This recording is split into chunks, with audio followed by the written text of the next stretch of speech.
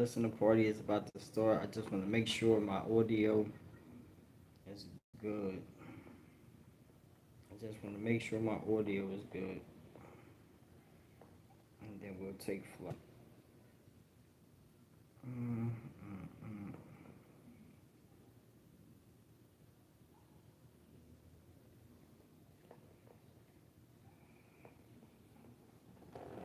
All right, but what's going on? How's everybody doing?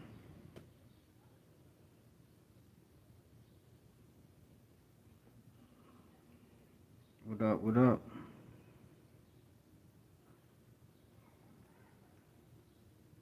Testing, testing.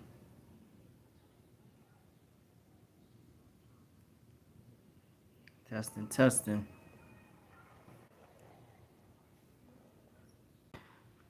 All right, let's see how this sounds through there.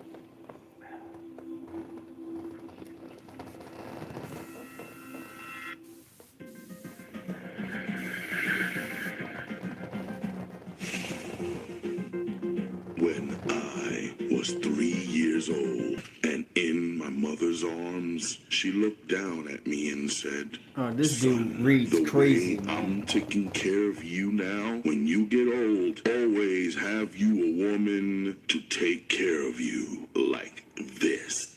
Dig this. All I'm gonna do is rest and dress, buy gasoline and lean. I'm gonna buy diamond rings and have the best of everything. I'm gonna pimp whores." Welcome to Ralph Reads, brought to you by TURN, the United Ronin Networks. My name is Ralph Anthony Garcia, also known as R4. And I would like Thank to you, start Candy. things off by thanking you, ladies and gentlemen, for joining me for another mini-series featuring Donald Goines and his publication called Whoreson. Kings and Queens. Without further ado, This is a let classic. the reading commence. Classic. Chapter 1. From what I have been told, it is easy to imagine the cold, bleak day when I was born into this world. It was December 10th, 1940, and the snow had been falling continuously in Detroit all that day. The cars moved slowly up and down Hastings Street, turning the white flakes into slippery slush. Whenever a car stopped in the middle of the street, a prostitute would get out of it, or a whore would dart from one of the darkened doorways and get into a car. Jessie, a tall black woman with high, narrow cheekbones, stepped from a Trix car, holding her stomach. Her dark, piercing eyes were flashing with anger. She began cursing the driver, using the vilest language imaginable about his parents and the nature of his birth. The driver, blushing with shame, drove away, leaving her behind in the falling snow. Slush from the spinning tires spattered her as she held on to a parked car for support. She unconsciously rubbed her hand across her face to wipe away the tears that mingled with the snowflakes. Two prostitutes standing across the street, an old, dilapidated bar that catered to hustling girls, watched her curiously. Before she could move, another car stopped behind her. She turned and stared at the white face leering over the steering wheel. The driver noticed as she turned that her stomach was exceptionally large. Guessing her condition, he drove on. She stood holding her stomach and watching the car move down the street until it stopped near a group of women in front of a bar. She started to move towards the sidewalk, but her legs gave out on her and she fell into the slush in the street. From the darkened doorways, prostitutes of various complexions ran to the stricken woman's aid. Before, where there had been closed windows, there now appeared heads of different shapes and sizes. "Bring that crazy whore up here," a stout woman yelled from a second-story window, while four women half carried and half dragged Jessie up the stairs. A young girl, still in her teens, yelled to the woman in the window, "I think she gonna have a damn baby, Big Mama." The large woman in the window looked down at the girl, amused.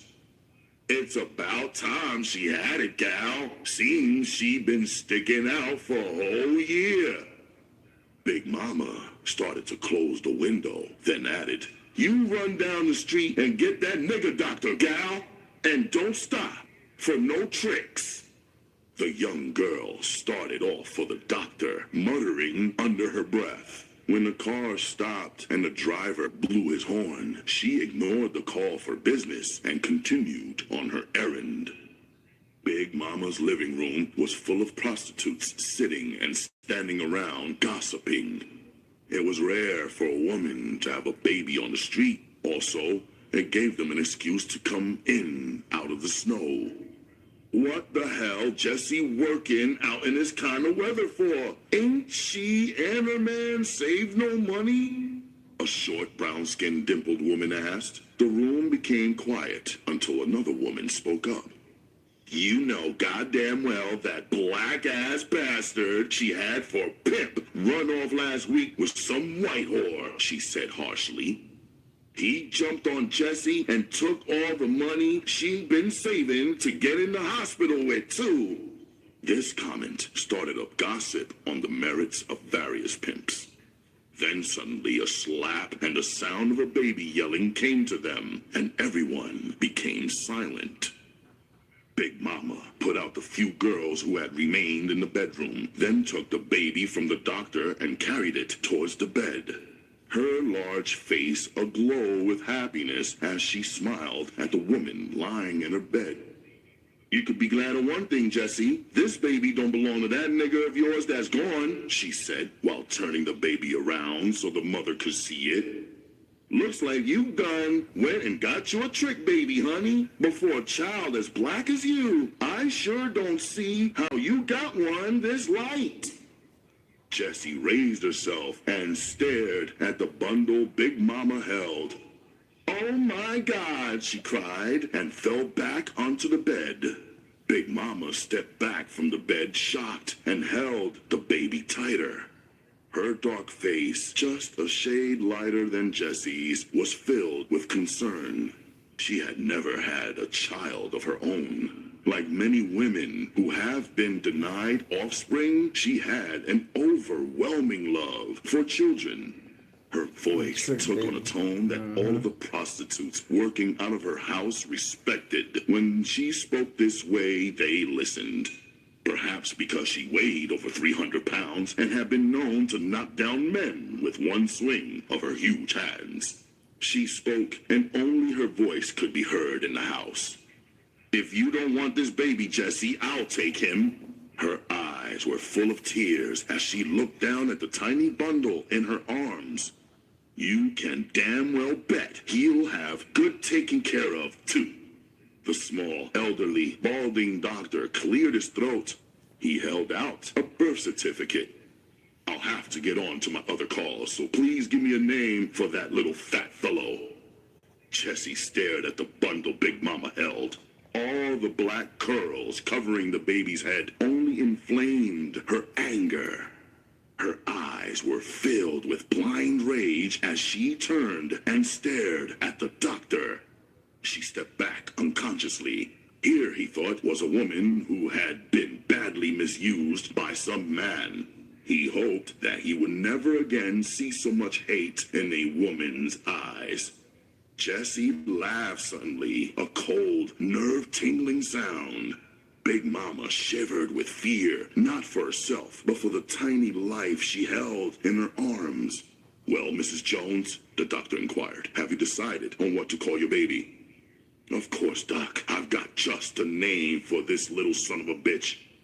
Whoreson Jones. The doctor looked as if he had been struck by lightning. His mouth gaped, and he stared at her dumbfounded.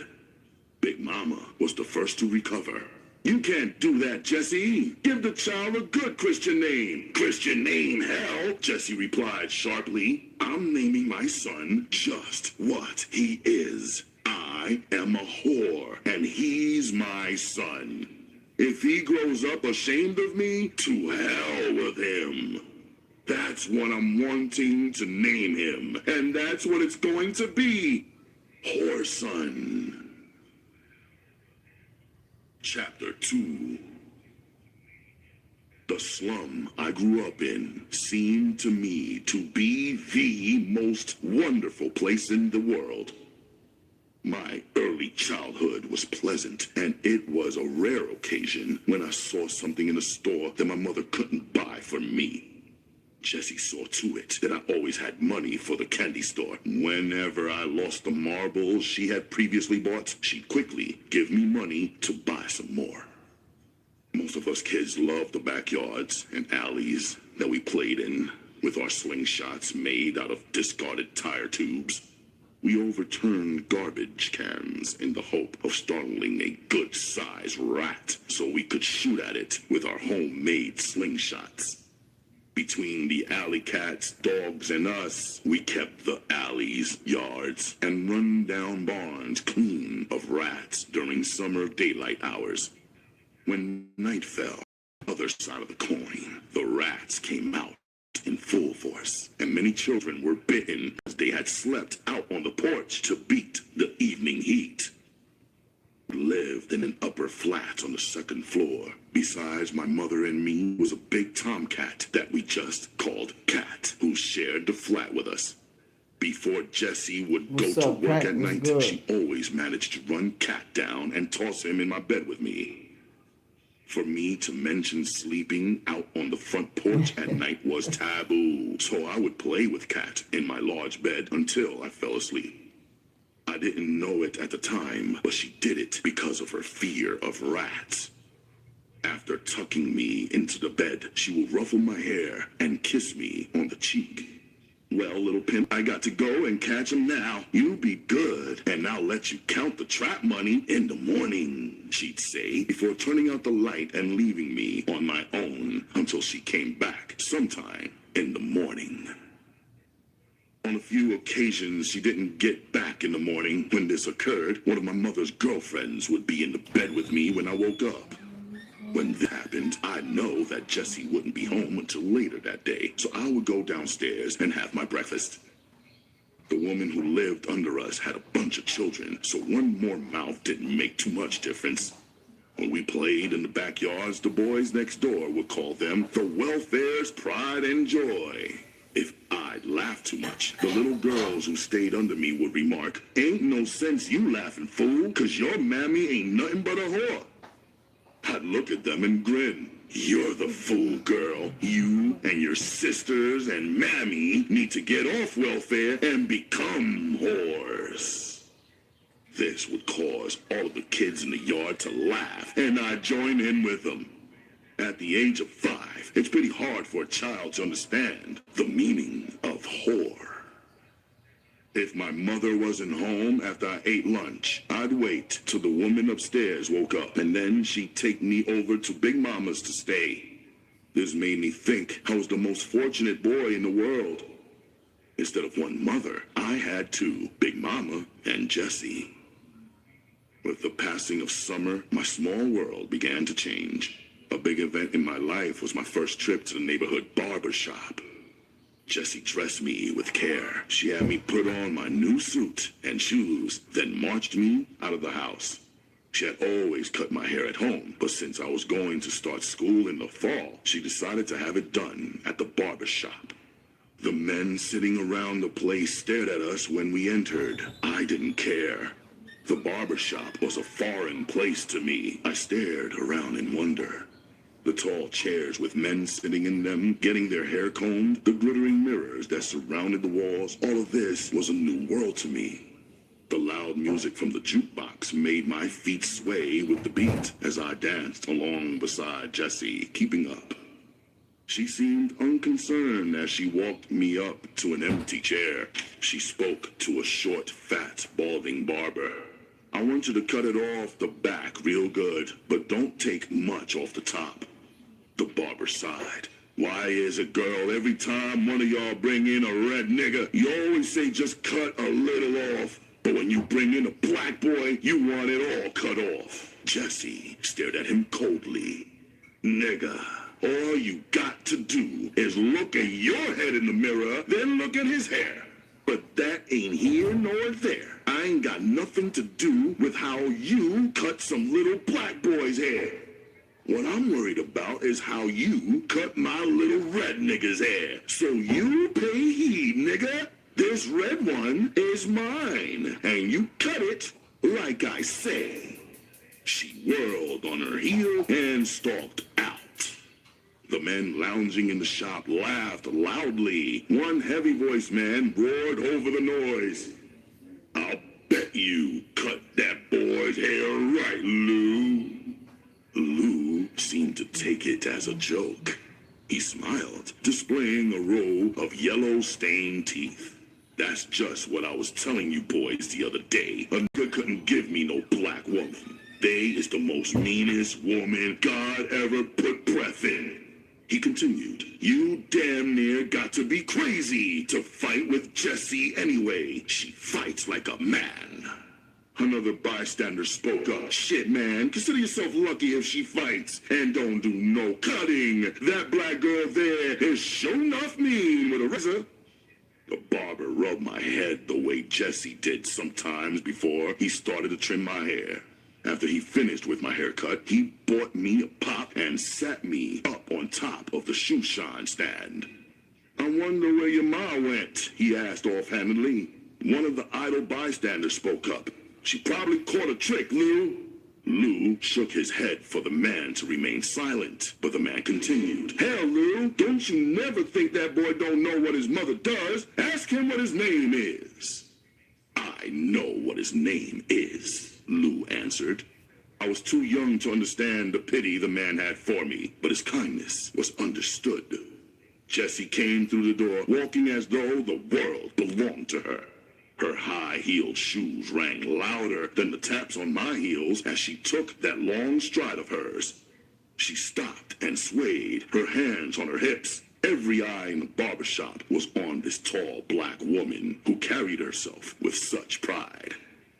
Well, Lou, I guess I won't have to make you knock down one of these walls getting out of here this time. Lou grinned. I'm sure glad you ain't going to do me no harm, Jess. I sure started to cut a little more off the top, though. You damn near got this boy looking like a girl with all this hair on his head. Jessie reached up and removed me from the shoe sign stand. She picked me up with the same ease that Lou had shown. I'm glad you didn't, Lou, she said. I know how I want my pimp's hair to look, and this is the only pimp I got. With a vigorous shove, Jessie started me towards the door. I ran out of the shop into the street I loved so well. There was not much difference between the daylight business and the night business on Hastings. The street was full of slow-moving cars, the drivers being more interested in the colored prostitutes in the doorways than on the traffic moving in front of them. I waved at the various girls I knew standing in the gangways. Some of them yelled across the street at me, "Look at Horson! Ain't he sharp today?" Jesse caught up with me. "You take your fast ass home and get out them new clothes."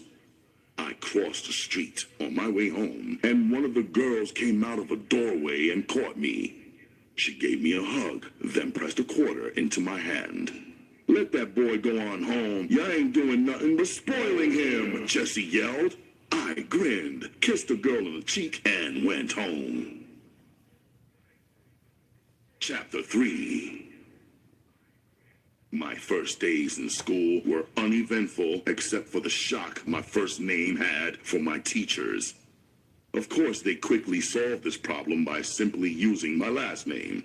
However, this didn't stop my classmates from calling me Horson on all occasions, causing my teachers to curse my mother's choice of names. At this stage of life, school was wonderful. On the way to school, we used to steal from the delivery trucks making their morning stops. On a few occasions, some prostitute who was still up working or just coming out would yell at me, "I'm telling your mammy on you, boy, if you steal that junk." I don't know if they ever told, but if they did, Jesse never said anything about it because the whores always yelled at me. It made me popular with my gang. They commented on the fact that all the prostitutes on Hastings knew me. My best friend, Tony, would put his arm around my shoulder. His mother sometimes worked with Jesse, so we spent a lot of time together. "Me and you, Horson," he would say, "we're going to be the best pimps in the whole goddamn world." I would look up to Tony's dark face and grin. He was taller than me, and I was tall for my age. Tony could outrun plus outfight anybody in our gang except Ape. Everybody knew could nobody whip Ape. He was big, dumb, and strong. There were a lot of grown men who wouldn't tangle with Ape. We always waited on the corner in the mornings for everybody in our gang before going on to school. If somebody wasn't going, there was always some kid in the gang who knew about it. Tony would stop by for me. Then we would stop and get Ape. This way, everybody came to the corner with somebody. After 9 or 10 of us got together, we would start for school, looking for something to steal on the way. After my 9th birthday, I began to really understand the meaning of my name. I began to understand just what my mother was doing for a living. There was nothing I could do about it, but even had I been able to, I wouldn't have changed it. There was a boy in our gang named Milton, whose mother wouldn't allow Tony or me in her house. She didn't even really want her son to play with us, but he found out it was easier to run with us than to get whipped on the way to school every day. I once heard her yell at him while we were waiting on the sidewalk. "Milton, if I catch you giving that junkie bitch's son some of your candy, I'll kill you when you get home." That goes for that little half-white nigger they call Horson, too. You hear me, boy? I mean it now. You take this quarter and save some change for school. It had been Tony's idea that Milton try and get some money so we could buy some candy. After Milton bought the candy, Tony wouldn't eat any. He told Milton to take it home and stick it down his mother's big mouth. I helped Milton eat up the candy. She wasn't the first person who had said something about me, nor did I think she would be the last. To tell the truth, I enjoyed eating it because I knew she didn't want me to have it. Tony seemed so pitiful watching me eat the candy that I suggested we stop at Big Mama's. If she didn't give us any money, she'd sure have something to eat. I wasn't hungry, but I knew Tony was. It seemed as if his mother never did cook, 'cause he was always hungry. Milton started to complain. "Y'all know I can't go up there, Horson. You done ate up all my candy. Now you don't want me to be with you?" I saw a girl from my class at school going down Hastings Street, and I started to run to catch up with her. "Come on if you ain't scared," I yelled back at Milton. Tony ran beside me and laughed at Milton. Come on, punk, you might get a chance to see somebody doing it. If you don't be so frightened of your mother. We crossed the street at a dead run, causing a driver to slam on his brakes. He stuck his head out the window and cursed loudly, but it just made us to laugh. Janet turned and saw us coming, but before she could get away, I had grabbed her and felt where her tits should have been, if she had had any. She called me a nasty thing and tried to hit me, but I danced back out of the way. Tony came up behind her, grabbed her by the ass, then jumped back. She screamed and slapped out at him, but she was too slow. He joined me, and we laughed. We had started on down the street when two whores stepped out of the gangway and caught us from behind. Before we could break loose, Janet had run up and slapped both of us. Tony tried to kick her, but the woman holding him got mad and slapped him upside the head harder than Janet ever could have. Keep your black ass feet on the ground, little nigga. You hear? She commanded, Tony keeping his feet still. Not wanting to appear frightened, I resorted to threats. When I catch you in school, Janet, I'm going to do more than that. Janet shook her little skinny hips at me. You ain't gonna do nothing, nigga, but try and get along with me, she answered. I tried to get free, but the woman held me tighter. You just wait and see, I yelled. First time I catch you in school, I'm gonna stick it in your tight little puss. Both of the women who had seized us laughed. The one holding Tony remarked gaily, just listen to them. Ain't neither of them got enough to stick in a pop bottle. I turned bright red, blushing down to my toes. Tony was on the case, though, and he capped sharply, we got enough to bust your big white ass open, woman. Instead of making them angry, his remark only amused them. Then suddenly, we heard a voice roar from the window above us. Big Mama was leaning out of the window. Bring them fresh little niggas up here. I'm gonna see how long it's going to be before they feel on another little girl in the streets. On hearing the sound of Big Mama's voice, plus seeing that look in her eyes, we really tried to get free. It was useless, though, because after she finished speaking, some more girls helped the first two to carry us upstairs. When we got upstairs, Big Mama bore down on us. Both of us were shaking so bad we couldn't get our lies straight. I tried to explain that we were not feeling Janet, just playing with her. For telling this lie, I got a well-placed slap. After that, the women got together and took our pants off. A white man coming out of the back bedroom stopped and gave Big Mama his belt. She took the belt and lit us up with it. After we had begged, cried, and pleaded, plus called her grandma, she gave us our pants back and sent us into the kitchen to eat. After eating some ham hocks and greens, we tried to beg some money out of Big Mama. She promised us another beating if we didn't get out of her sight, so we ran down the stairs. The long, narrow stairway was dimly lit, so we didn't see the two women who had grabbed us until we got to the bottom. They stood in the dilapidated doorway laughing at us. Tony asked the one who had grabbed him to give up a quarter. She gave him a personal invitation to go to hell. So I tried another approach. I promised the one who had caught me a kiss if she would give up the coin. She stared at me for a moment. Give me one good reason why I should want to kiss you, she said, and I'll give you a quarter. I stared straight into her eyes and stated, since I'm just a little pimp, all I'm asking for is a quarter. But you know all you whores love to give pimps money, so just give it up, whore. Her mouth flew open and she just stared. I stepped back out of the way. I knew Jessie had told all of her girlfriends to pop me upside the head whenever they heard me swear, so I wasn't taking no chances. The sound of men laughing caused me to turn. I saw two men sitting in a Cadillac who I knew had to be real pimps. They were wearing silk suits and their hair was beautifully processed. One of the men called over the girl I had been talking to. He gave her $2 and pointed it at us. "You give it to them," he said. "That way they can say they really got some whore money."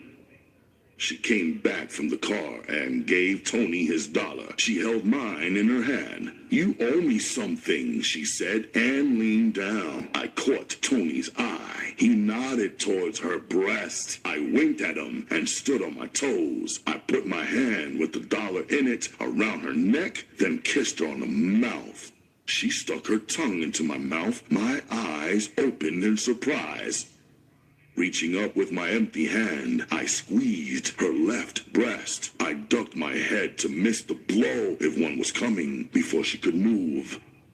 Tony moved in behind her fast, sticking his hand as high up under her dress as it would go. She screamed, and we ran down the street laughing.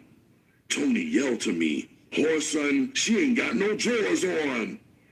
People walking down the street stopped and laughed. Big Mama yelled out of the window at us, and the pimps in the car roared with laughter.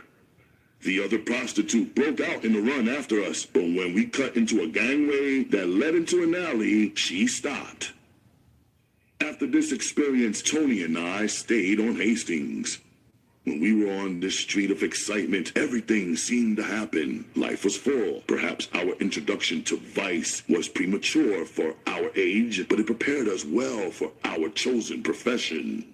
My mother tried hard during this period to stop me from hanging around pool rooms and trick houses. Her beatings were useless, though. She even tried using coat hangers twisted together. She called them her pimp sticks, and used them only when I had been exceptionally bad. Even after she had used coat hangers, I wouldn't stay off the corner. For 2 or 3 days after severe beating, I would stay close to the house. But when you're young and wild, you soon forget the whippings or just try not to get caught next time. Tony had started staying at my house 4 nights out of a week, so Jessie whipped him as much as she did me. After I turned 10, she began to see that beatings were not the answer. She discontinued them, except for when we would sneak back out after she went to work. For some reason, she couldn't stand for me to see her working on the streets. At school, our gang had become a terror. We shook down all the kids our age, plus a few of the older ones. We took their lunch money daily until one day we beat up 2 brothers who had rebelled against our extortion. Their mother came back to school with the police. The principal informed the officers that Tony and I were the ringleaders. We denied this, but it didn't do any good. The detectives wouldn't believe our lies, so we ended up by being escorted home by them. Tony said we were half-brothers and lived together. I think he told this lie to stop them from going to his house, where they might have found narcotics lying around. When the police knocked, Jessie had to get out of the bed to open the door. She just stood there staring at us when the officer pushed us through the door. After listening to the police talk, her eyes began to shoot sparks. We knew there was big trouble ahead. Without answering, Jessie wheeled around and ran to the bedroom. She reappeared, swinging her coat hangers. Her large breasts strained to burst free from the sheer nightgown she wore. In her anger, she hadn't bothered to put on one of her housecoats, so the officers could see just about all they desired. They stared with open admiration. Tony was the one she reached first. I was glad of this because I hoped that she would be tired by the time she reached me. As I watched, I began to shiver with fear. She struck with such brutal intensity that I knew Tony wished he had gone home. I had never seen her like this before. When she released him, he squirmed across the floor in torment.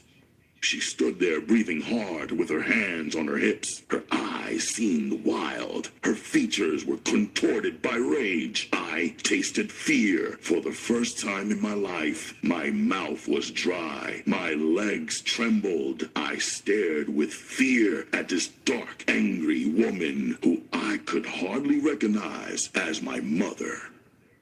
When she moved towards me, I jerked back, breaking the policeman's hold on my arm. Before I could maneuver, my progress was halted by Jesse's unyielding grip. It seemed inflexible. No matter how I wiggled, I couldn't break her hold. The pain was inexpressible. The blows landed first on my back and shoulders, then moved down to my buttocks and legs, then back again. I screamed from sheer pain, mingled with terror. She beat me in such a cold fury, I thought she would kill me. She didn't stop until an officer intervened in my behalf. Seething with anger, she stood over me, her eyes blazing. Her voice was harsh and deadly when she spoke. If I ever hear tell of you taking money from any kids, I'll beat you to death. Do you understand me, boy? Between the whimpers that escaped from me, I managed to nod my head. I believed in my heart that Jessie meant what she said. Before they left, the officers told Jessie it would be ridiculous to whip us again. They must have thought that after the demonstration they had witnessed, the next beating would kill us. Tony and I lay on the floor side by side without speaking about it. We knew our extortion racket had come to a sorry end. Chapter 4. Winter came and went. With the coming of summer, Tony and I started dressing neatly every day for the first time in our lives. Tony got a job delivering papers so he could have enough money to buy clothes. His mother shot up all the money she made, so he had to get his own. Jessie bought me anything I wanted within reason, so I was just about the best-dressed boy in school. One day, just after my 12th birthday, I came home from school and Jessie told me it was time for me to learn my street education. I didn't know what she meant because I thought I'd been learning about the streets without her knowing it. How utterly wrong I was. While I was eating, she told me she had to make a run, but she would be right back, so stay home. I waited impatiently until she returned. When she got back, she had a tall, dark man with her. I stared at him curiously. Since I had been born, this was the first man she had ever brought back to the house. Whenever Big Mama talked about pimps, she said I was the only pimp Jessie had or wanted. He was the darkest man I'd ever seen. Actually, he was blue-black with large red lips. He wore thick, round glasses that made him look like an owl. Jessie introduced me to Fast Black. For the first time in my life, I learned that looks could be deceiving. He began teaching me all the connivance that went into the game. Trickology must be used whenever it was impossible to rip it off. Artifice became my Bible as I learned to play stuff, the shell game, pigeon drop, and 3-card Molly. Before I turned 13, I was on my way to becoming a card sharp. With a pair of craps, I was becoming a master. I could knock, shoot a turn down, or pad roll on sand, dirt, concrete. It didn't make any difference. Wherever they played, I just about had a shot for it. Fast Black used to tell me I could never claim to be good until I could take a pair of dice and get down on a blanket, then walk the dice from 2 to 12 without missing the sequence. My only problem at this time was the hours that Fast Black had me practice. I spent hour after hour in front of a mirror, pulling seconds or dealing cards from the bottom of the deck. When I finished with the cards, I'd have to spend 2 more hours shooting dice on the bed with the blanket drawn tight. To break the repetition of daily practice, Jessie asked Fast Black to teach Tony how to play. We competed against each other for pennies each day. It wasn't long before we were keeping all the boys at school broke. At lunchtime, you can always find a game going on somewhere on a tiny school ground. There was a Greasy Spoon restaurant across the street from the school. Most of the kids gathered there to play in the jukebox. The owner, Fat Sam, liked to watch the young girls dance, so the jukebox kept money in it.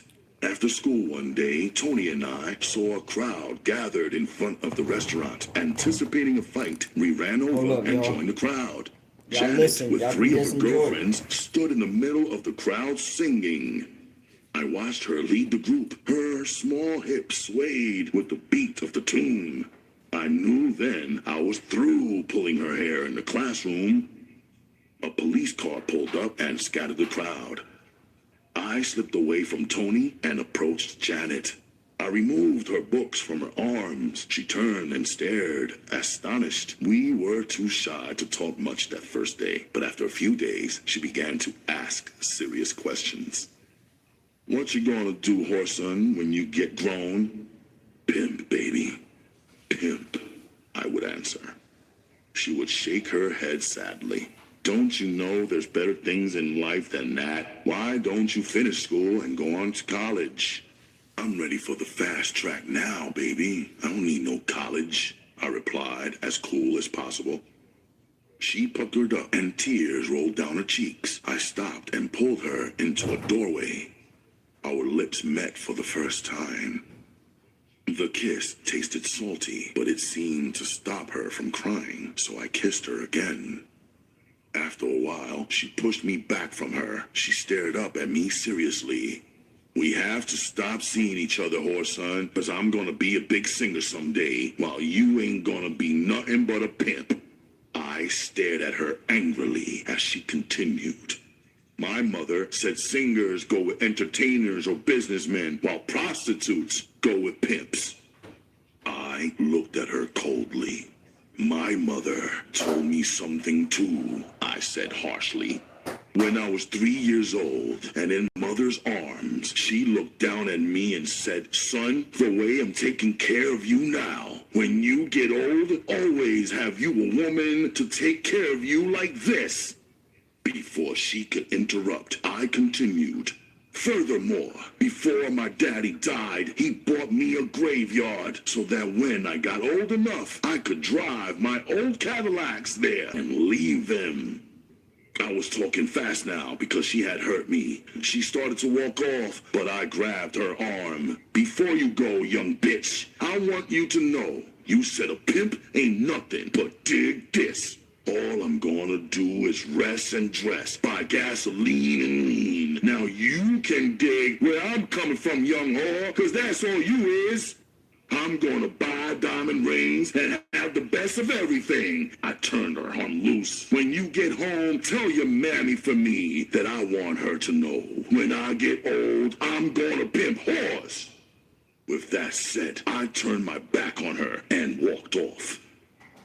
I felt a large lump in my throat, and my eyes were so watery I couldn't call them raindrops. But I didn't cry. I walked tall, proud, because I knew I was going to be a pimp. After I got over the pain of that incident, I started gambling constantly. We were doing so well that Tony quit his job. Our next step was to start skipping school so we could gamble. Soon, we both were keeping $50 to $100 in our pockets at all times. Whenever we did go to school, we had our pick of the girls. They fought constantly over us. While this popularity of mine was growing, Janet drifted completely out of my life. One afternoon, after we had won all the money on the school ground, we decided to skip the last 3 periods. After rambling up and down Hastings, we found a crap game going in an alley. We watched for a while. Most of the players were factory workers. Tony caught my eye. I stepped back so we could talk. They were bouncing a pair of red dice off a barn door. Plus, there seemed to be a nice amount of money in the game. I knew what was on his mind. We had a set of tea with us, but they were white. Our red set of loaded dice was at the house, and that was a problem. Jesse was at home still sleeping, and we were supposed to be in school. Tony tried to persuade me to slip into the house through a bedroom window. I shook my head stubbornly. I wasn't about to go for that. Jessie would kill me if she caught me skipping school. Suddenly, the lookout yelled, "Cops!" All of the guys gambling rushed through the garage door. Tony and I were caught flat-footed. Since we hadn't been gambling, I wasn't worried on that account. My main concern was being taken home by the police. I hadn't forgot the beating I got the last time some police took me home. The two cops piled out of the car as though we had robbed a bank. One of them grabbed Tony and shoved him against the car. "Spread your legs, nigga!" he growled as he began to search him roughly. He found Tony's small bankroll and the tea. "Nigga, you must have been doing pretty good in that crap game." Tony was scared. He answered slowly, "Officer, I didn't even know how to play. We was just watching." The officer slapped him across the face, then kicked him until he scrambled into the back seat of the car. The other officer, who had been holding me, spoke up. "Boy, what the hell color are you?" The question took me by surprise. "Colored," I answered. He slapped me in the mouth. "Get up against that car, you black son of a bitch, you!" he yelled angrily. Shaking with rage, I leaned against the back of the car. I felt my small roll of money being removed. When I complained, the other officer jabbed me in the stomach with his nightstick. Bending over, holding my stomach, I began to vomit. Some of the food splashed onto the foot of one of the officers. He cursed angrily. When I finished, he grabbed me by the shoulders and pushed me towards the open car door. When I raised my leg to step into the car, pain exploded in my testicles. The floor of the car came up to meet me as I sprawled out on the floor, crying. The policeman who had kicked me stuck in his foot and wiped his shoe off on me, then told me to shut up. Tony rubbed the top of my head as if it might take away the pain. The police rode us around for a while. They told us what would happen if they caught us in the alley shooting craps again. They tried to give us the impression that we were just lucky, since all they were going to do to us was take the money. Not once did they mention school to us. At the time, we were only 13. They finally stopped and put us out. After threatening us again, they pulled off, leaving us about 4 miles from home with no money. "What we gonna do? Walk or catch a cab and jump out and run?" Tony asked. I didn't answer for a few moments. "I don't see no sense in us going home without no kind of money, Tony." It was Tony's turn for silence now. We walked for about 5 blocks this way until Tony stopped in front of a market. I grinned and followed him into the store.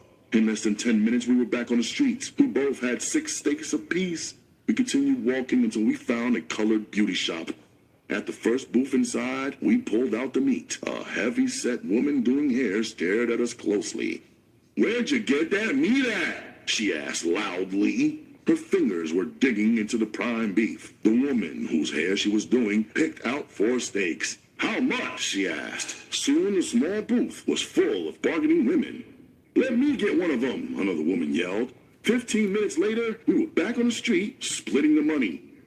"Nah, man, let's try that short on Fast Black showed us. I ain't never used it before, and ain't no better time than now to find out if it works." We continued walking until we came to a drugstore. We entered and tried it, but it didn't work. Our next stop was a small grocery store. No luck. The third business we entered was a dime store. I decided to try my luck this time, so Tony handed me the $10 bill and 1 spot. "Could I have a pack of Camels, please?" I held the $10 bill out to the young girl behind the counter. When she returned with my cigarettes and change, she remarked, "Aren't you a little young for smoking?" For a moment, I ignored her question. "Was that a 10, miss?"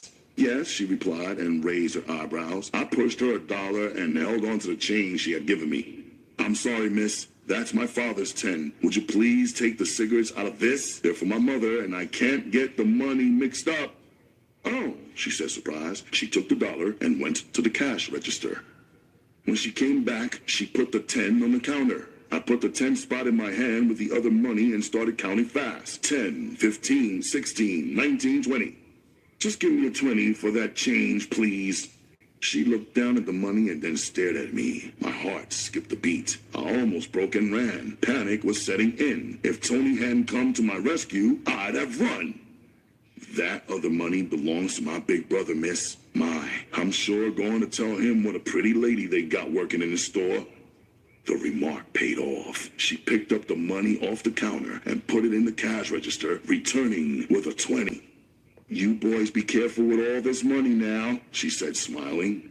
We showed all of our teeth as we grinned at her on our way towards the door. As soon as we hit the sidewalk, we got in the wind. We didn't stop running until we were 4 blocks away. We ducked into an alley and lit up our cigarettes behind a garbage can. We laughed and smoked and walked on, looking for another opportunity. We found nothing favorable until we came to John R. Street. Then we came upon 2 slick old Negroes playing 3-card Molly with 4 white men.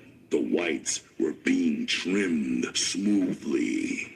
I was surprised when Tony asked the man handling the cards if he could make a bet. The old guy tossing the boards looked up. Your money spends, boy, just like theirs. He laughed loudly at his own wit. Tony bet $1 and lost, then 2 more with the same results.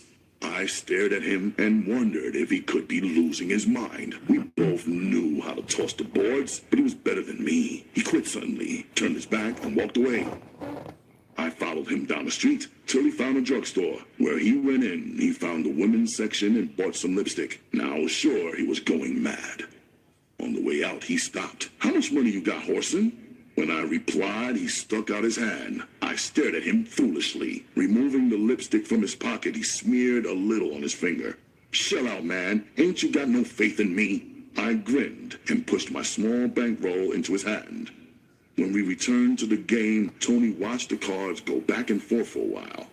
Then he bet $1 and lost, picked up the other 2 cards to see where the queen was, put a tiny mark on it, and dropped it back to the ground with the other card over it. Old man, you ain't slick, Tony said. I ain't gonna never let no old man beat me out of nothing. How much money can I bet? All you can get down with, came the reply. The old man switched the cards back and forth faster than the eye could follow. Get your bets down while I'm in town. Money on the word makes the bets go good, he said while bringing the cards to a halt. Tony made a $35 bet, reached over and turned up the queen. The old hustler swore, but thinking it was pure luck, paid off. Then, without hesitation, he began to toss the cards again. When he stopped, Tony spotted a tiny smear and bet the whole bankroll. He flipped the queen over again. The hustler paid off while his lookout partners searched the back of the cards. I figured Tony had wiped the back of the queen off on that last catch, but I wasn't taking any chances. I watched the cars coming up the one-way streets. As soon as I saw a break in the traffic, I hit Tony's arm. We crossed John R. on the run, turning up into the nearest alley. The hustlers let out a yell behind us, so we knew they must have found part of the mark. The traffic held them up. By the time they got across the street, we were cutting through the backyards on our way to another alley. We bought 3 cans of reefer for $50 and split the rest of the money. That night, we gave a lawn party in my backyard for all the young kids in the neighborhood. There was plenty of wine, weed, and beer. We had everything at the party but grass to dance on. We have reached the ending of this episode of Ralph Reads. I would like to thank you, queens and kings, fellow royalty, for stopping by. Please connect with me via Twitter, Periscope, and Instagram at RGMC. Yo, that was volume 1 right there. To RGMC We're going to tap into volume 2 and if you would like to a little leave a later small on. donation, please do so via That was volume 1. Horse Sung by Donald Goins. This is a classic. RGMC 2407. Classic On cookbook. YouTube, you can find me on RGMC Ralph Garcia, Master of Ceremonies, But Ralph as well as the Reads United Ronin is a wild Networks. dude. You know what I'm We saying? are Ronin. Fellow royalty, pick up a good book, read a good. Yeah. Let me see what we got going on. What's going on with y'all? What's going on with y'all?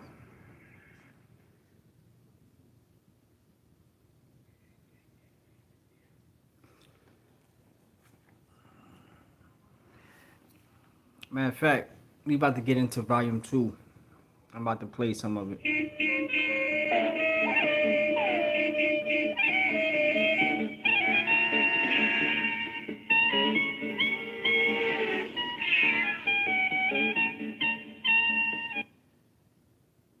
Chapter 5.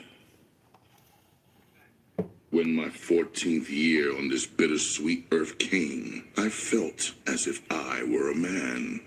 Jesse and I stood at just about the same height now. My hair was black, with thick curls that hung down upon my brow. Whenever I went up on the corner with Jesse, I could feel the admiring glances the whores would throw my way. A few would even joke with Jesse about when would be my coming out date. On these occasions, I would remark to Jessie that I was ready to pimp, but she would only laugh and cap. You think you know how to talk slick, boy? But that ain't the key. Anybody can talk out of the side of his neck. What you got to do is find the key, honey. I can't give it to you. I can only tell you where to look for it. You got to learn how to sell conversation, baby. At this time, I didn't know what she meant by finding the key. I knew I could think and talk fast, plus I knew all the latest slang. I got some beef that sells better than hamburger. The first time I screamed this on Jessie, I don't know if she wanted to slap me or not. She had raised her hand, but I stepped back out of reach. She looked at me sadly. Had I been older, I gotta go grab my clothes from out the washer. Eyes. Yo, Miz, what's up? Pimping is an art, Orson, she told me seriously. There are very few pimps in this world who can really take the title of being a pimp.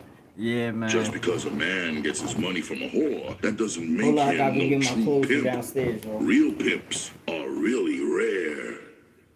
To prove her point, she reached down in her sweater and fumbled around. When she removed her hand, yeah, enjoy this, man. A small roll of money. She put this into the palm of my hand and closed my fingers over the bills.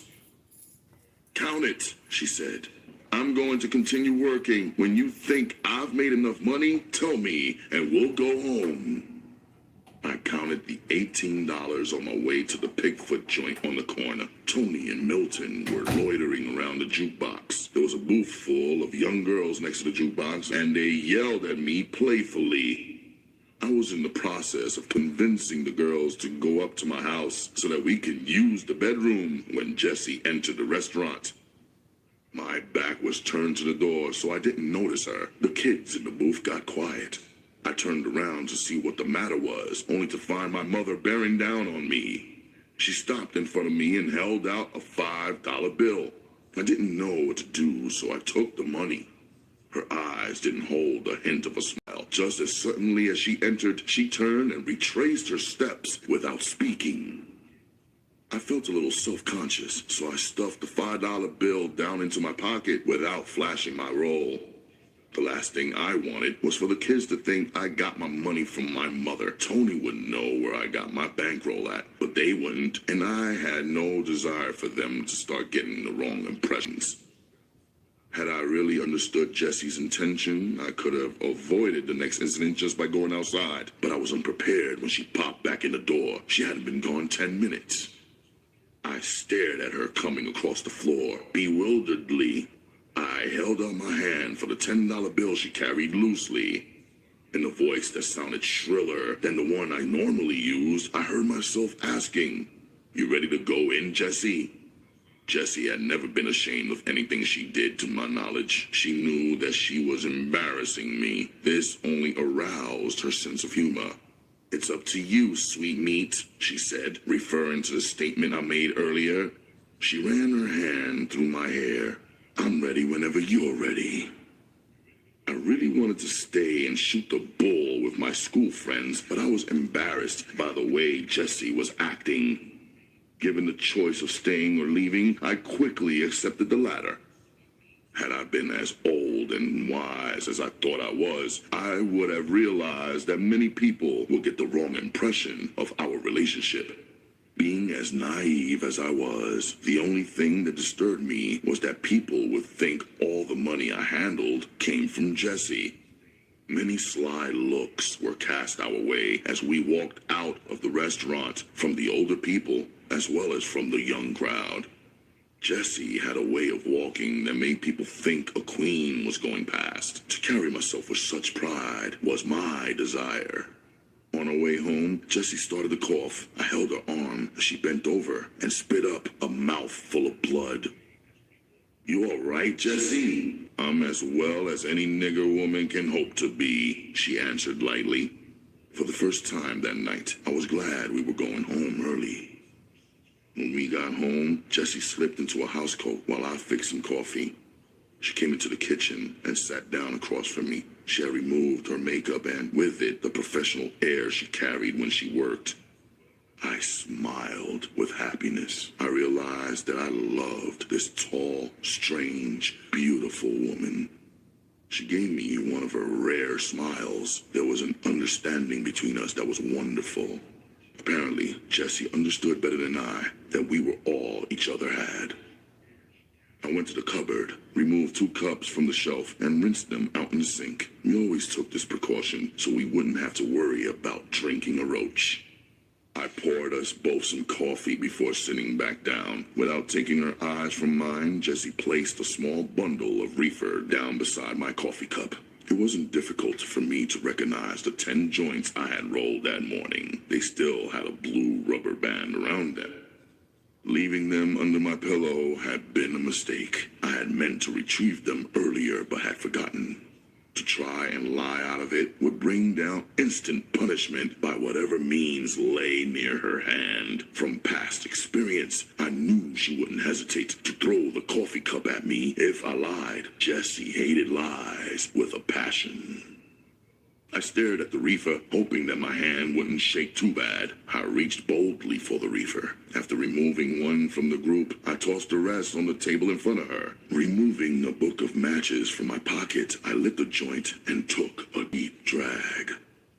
Jessie silently stared across the table at me. Neither of us had spoken yet, nor was I going to be the one to break the silence.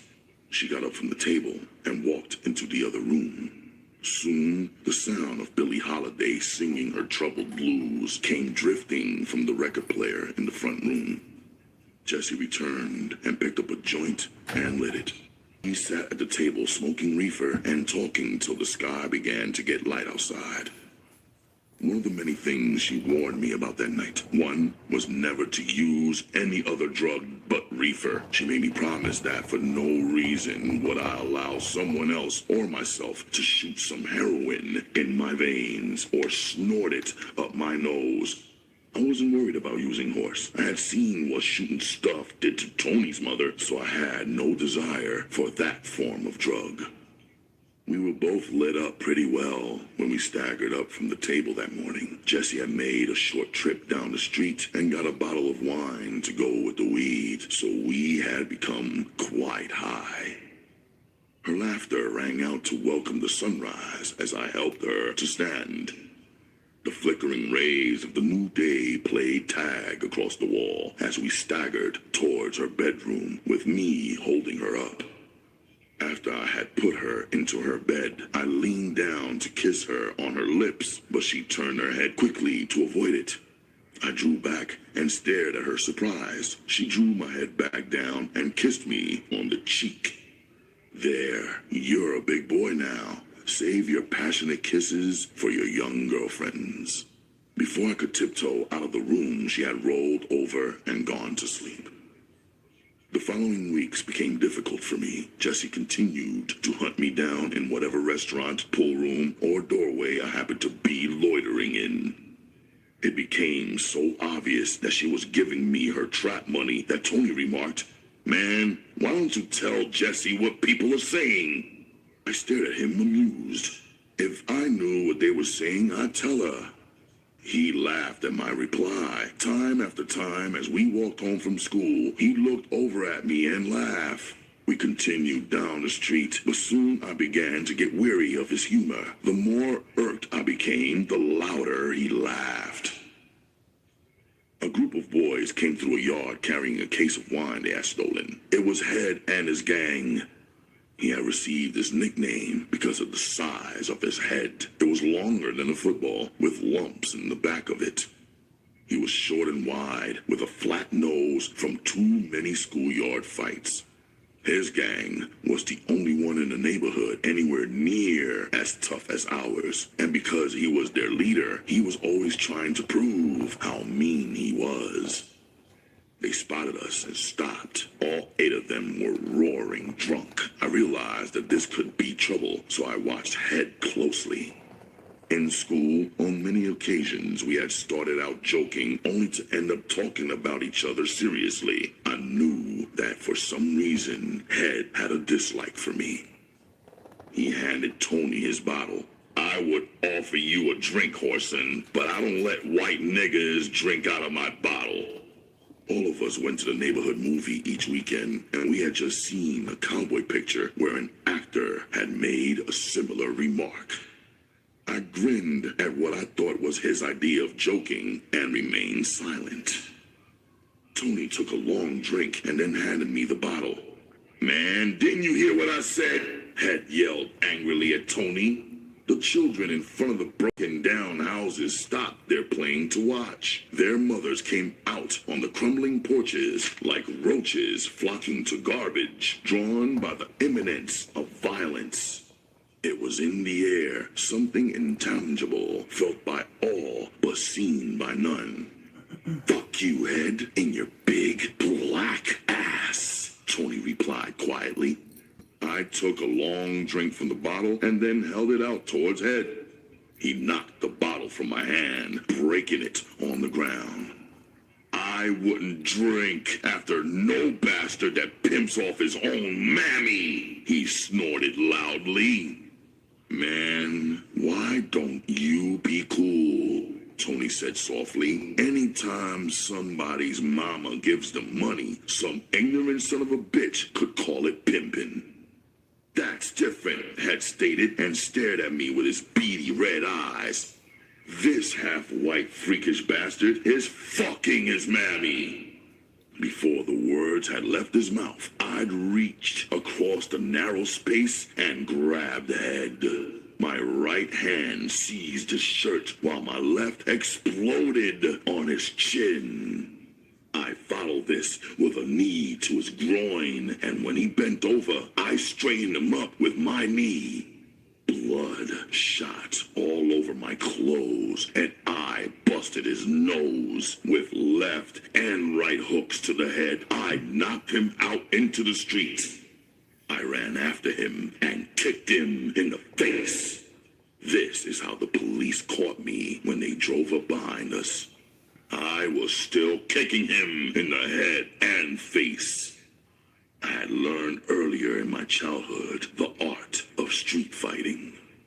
Violence was a way of life, and I was dedicated to being good in anything I participated in. The police took us downtown. Before taking me to juvenile, they dropped Head off at a receiving hospital. He was in need of medical treatment. I sat in a small room and waited for my mother to arrive. After what seemed like a 2-hour wait, a tall, white-haired man appeared and led me into another room where my mother waited. Jessie rushed over and examined me for any injuries. She seemed so concerned that I decided not to tell her what the fight had been about. I didn't want her to have any unnecessary worry, so I remained silent as we left the building. Evening had come over the city. Dark clouds covered the sky as we walked down darkened streets in search of a cab. Jessie put her arm around my shoulder and spoke slowly. Not that I give a damn about what they say or think, Horson, but I just never realized what some low-minded bastards would think after seeing me give you my money every night. We stopped walking for a moment while Jessie fumbled around in her purse. She removed a small notebook. Each page in the book was dated, with a notation in ink following each day as to how much money she had given me to hold that night. After each week, she had added the total for all 7 days. I stared at the book in confusion. I still couldn't comprehend her reasons for keeping notes on the money. I returned the money to her every night after she quit work. In a sudden fit of humor, she laughed at my perplexity. Darling, this is just a record to show you what kind of whore money not to accept. If any of your girls should bring you this kind of money, it will mean you're not pimping, you're simping. Oh yes, she added, laughing rambunctiously. Thanks for giving me a vacation. I have never known if she resorted to scorn intentionally that night or if my ignorance really was that amusing. Whatever the reason, it got the job done. From that day on, I knew I would never accept schoolgirl money from a woman again. When we continued walking, with her arm around my shoulder and her laughter ringing in my ear, I clutched the notebook tightly. It served its point. Besides teaching me what kind of trap money not to accept, it taught me that a woman would test her man at all times. I knew then that I would one day pimp and pimp good because I was going to pimp with a passion.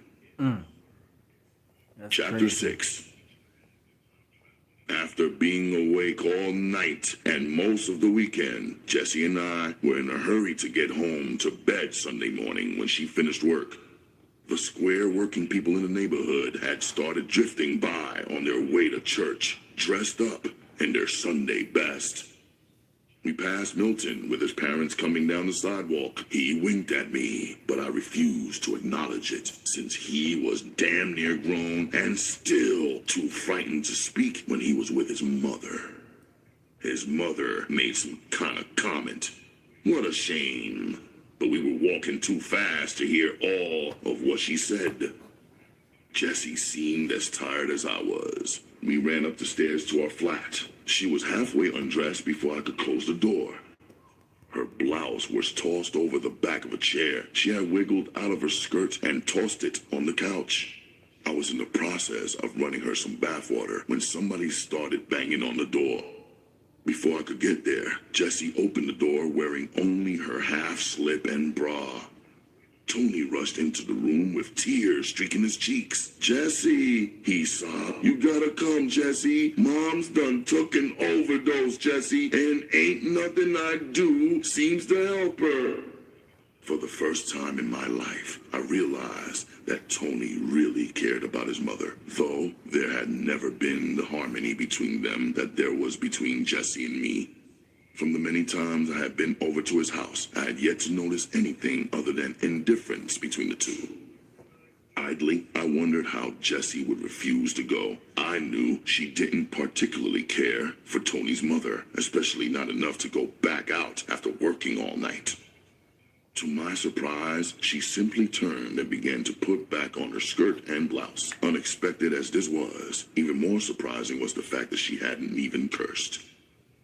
In less than 10 minutes, we were climbing the steps to the 4-room apartment where Tony lived. The door was already open when we got there. The woman who stayed across the hall was standing in the doorway crying. She looked at Jessie and shook her head. It's too late, honey. She done passed away. Tony rushed into the bedroom. Jessie and I followed silently. There wasn't anything anyone could do for her.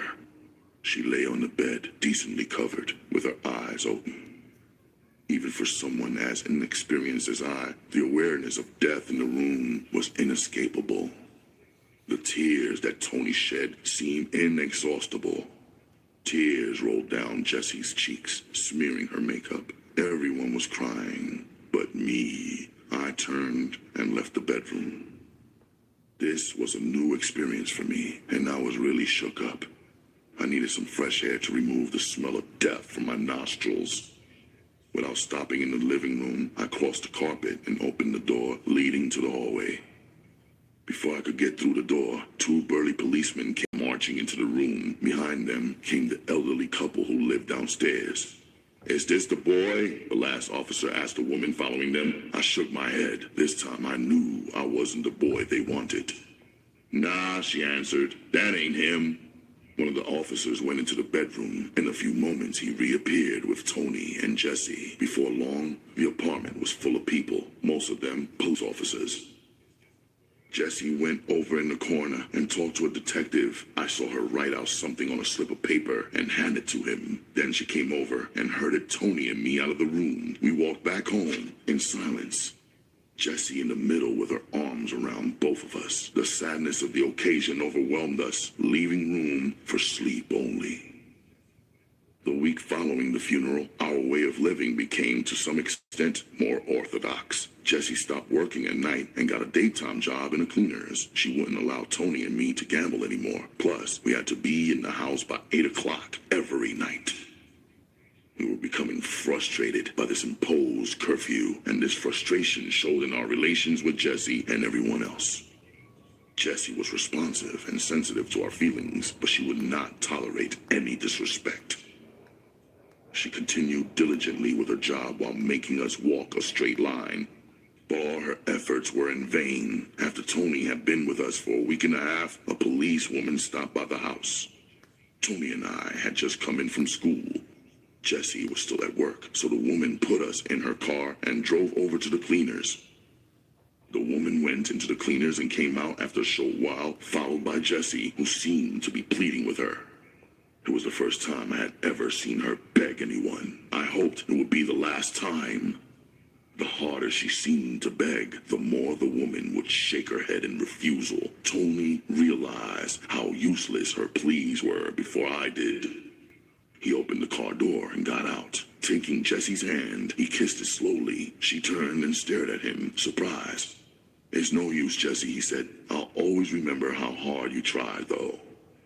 She drew him close and wrapped her arms around him, tears in her eyes as she kissed him. It was like a hammer hitting me when I realized that Tony was being taken away. I jumped out of the car. We stood on the sidewalk and hugged each other, our tears flowing unashamedly. Had I known it would be years before we would meet again, I still could not have wept harder. After the woman left with Tony, Jessie went in and quit her job. On the way home, she tried to joke about the job, but I believe in my heart that she would have stopped hustling and kept her job if it would have helped to keep Tony. Jessie bought a bottle of gin, and that night she got roaring drunk. At times she would laugh and shout. At other times she would cry. When she attempted to go to work drunk, I went and got Big Mama, and she helped me bring Jessie home and put her to bed. For a while I was consumed with loneliness. After my initial shock about Tony wore off, I resumed gambling and petty stealing. Had I been an introvert, I probably would have been more sensitive to my close friend's problem. But after really appraising the situation, I realized that sentiment was useless. Even before Jessie advised me to quit worrying because there was nothing we could do, I had reached the same conclusion. You have too many problems of your own to cultivate other people's trouble. Usually, I spent most of my leisure time on Hastings, but since I was becoming so well known to the hustlers who hung out on that street, I had to go farther to find my action. One day, I wandered into a small restaurant on Brush. A tall, slim, light-skinned woman was bent over picking up some trash. I leaned on the counter to admire her legs better. She was bow-legged and wide across the rump. Her hair was raven black and hung down on her back. I knew she hadn't heard me come through the door because it had become a habit of mine always to enter as silently as possible. She must have sensed my presence behind her because she turned suddenly and caught me staring in fascination. She seemed startled at first, but her look was bold and penetrating. Suddenly, I became uncomfortable. She had dark green eyes, which reminded me of a cat's, and a long, keen nose. Her complexion was the color of burnt copper, and to me, she looked like a goddess of love. Usually, I could stare at a woman and make her drop her eyes, but this time, I I had to drop mine. She seemed to undress me with those green eyes, and I got the impression of something cold and hard about her. I pushed my hair back off my forehead and gave her my innocent smile to fake her out. She smiled in return, revealing lovely teeth, and the caddish look disappeared. After our first meeting, I began to stop by the restaurant every day. I knew that Fatima liked me, even though there was a 10-year difference in our ages. One afternoon, I found her sitting at a table by herself, dressed in her street clothes. This was the first time I had seen her without her white uniform. The green dress clung to her body. It was cut low in the front, and I could see the roundness of her breasts. My breath caught in my throat, and I could feel my blood rushing to my head. Desire for this woman had become an obsession. I wanted to possess her completely. She stared up at me, and I knew she could see the anxiety in my eyes. Without speaking, she slipped out of her chair and stood in front of me. We were the same height, but the heels she wore caused her to tower above me. Taking my hand, she led me from the restaurant. The other waitress stared after us curiously. Fatima waved down a cab. When we got in, I settled down on a seat beside her as the cab jumped in and out of traffic on its way across town. Her hand found mine on the seat as she placed it between her legs. I was in seventh heaven, and until this day, I cannot recall the location of the apartment she took me to. We entered the apartment and stopped inside the door. Somehow, she managed to close the door and slip into my arms in the same smooth motion.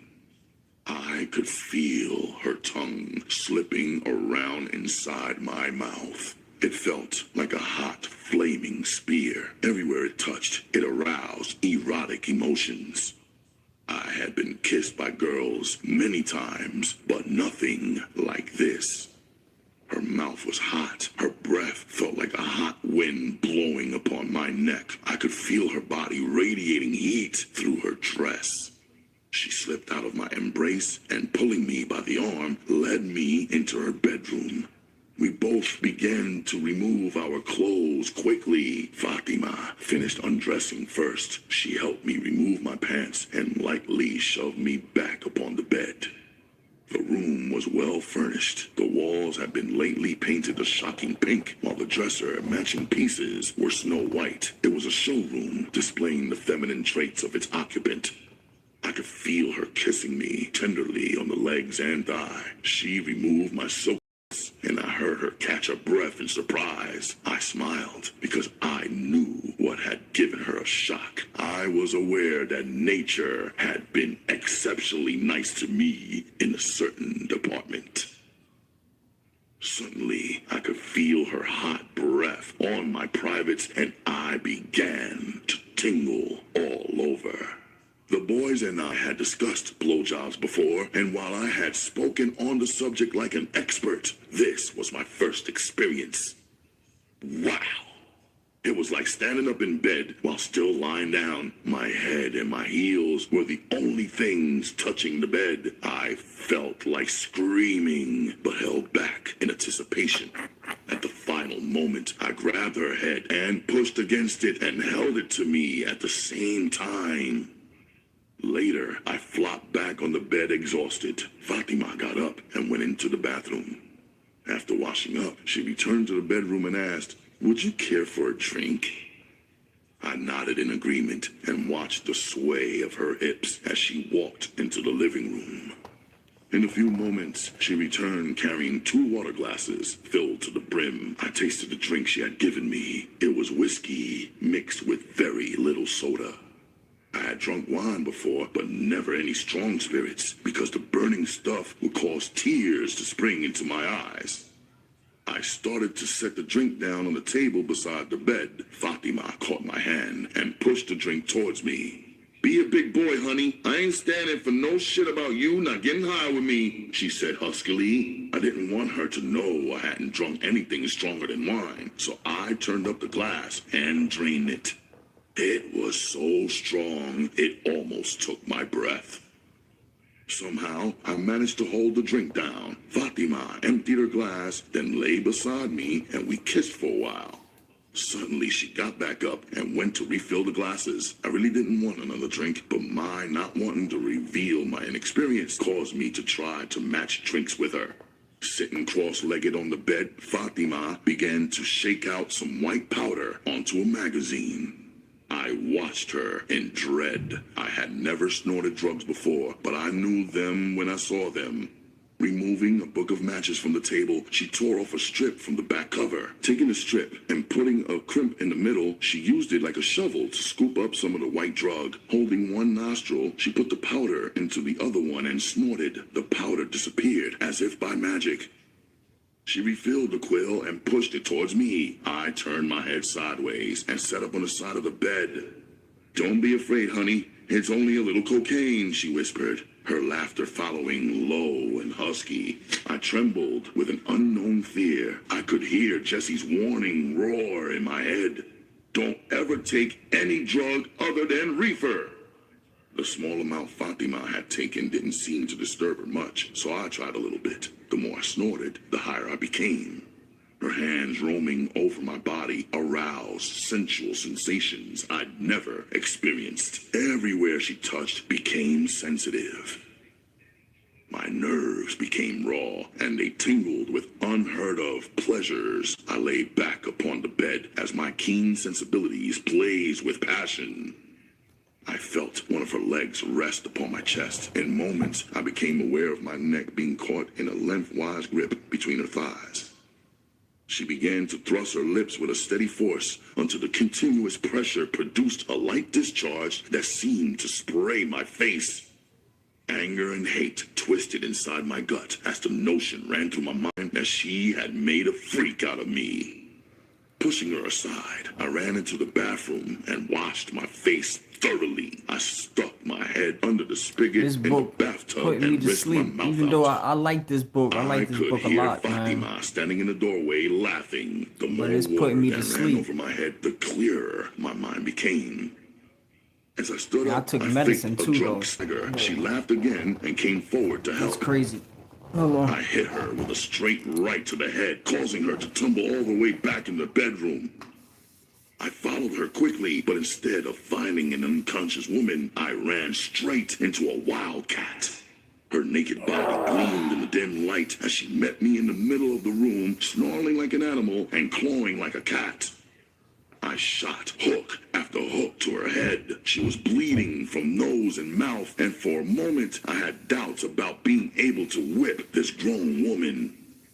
She got a grip of my hair and dug her claws into my cheek. I could feel the pain as she raked the side of my face. Remembering that the best way to stop a woman was to hit her in the stomach, I shot a left and right to her gut. She folded up like a bag. I put one on her exposed chin. She exploded against the wall. Most of the fight was out of her as she sank to the floor, but I had no intention of quitting now. I walked over to the closet and removed the coat hanger. As I twisted the wire together, her eyes followed me the way a hurt animal watches his killer. She began to whimper as I picked up a pillowcase and wrapped it around my hand so the wire couldn't cut me. Her screams seemed to shake the walls as I laid into her. I continued beating her until I was exhausted. I sat on the edge of the bed resting as I watched her crawl across the floor towards me. She began to kiss my feet passionately, with whimpers of pleasure escaping from her with each caress. When she kissed her way up to my knee, I kicked her in the head, knocking her back to the floor. I knelt down across her body and slapped her across the face.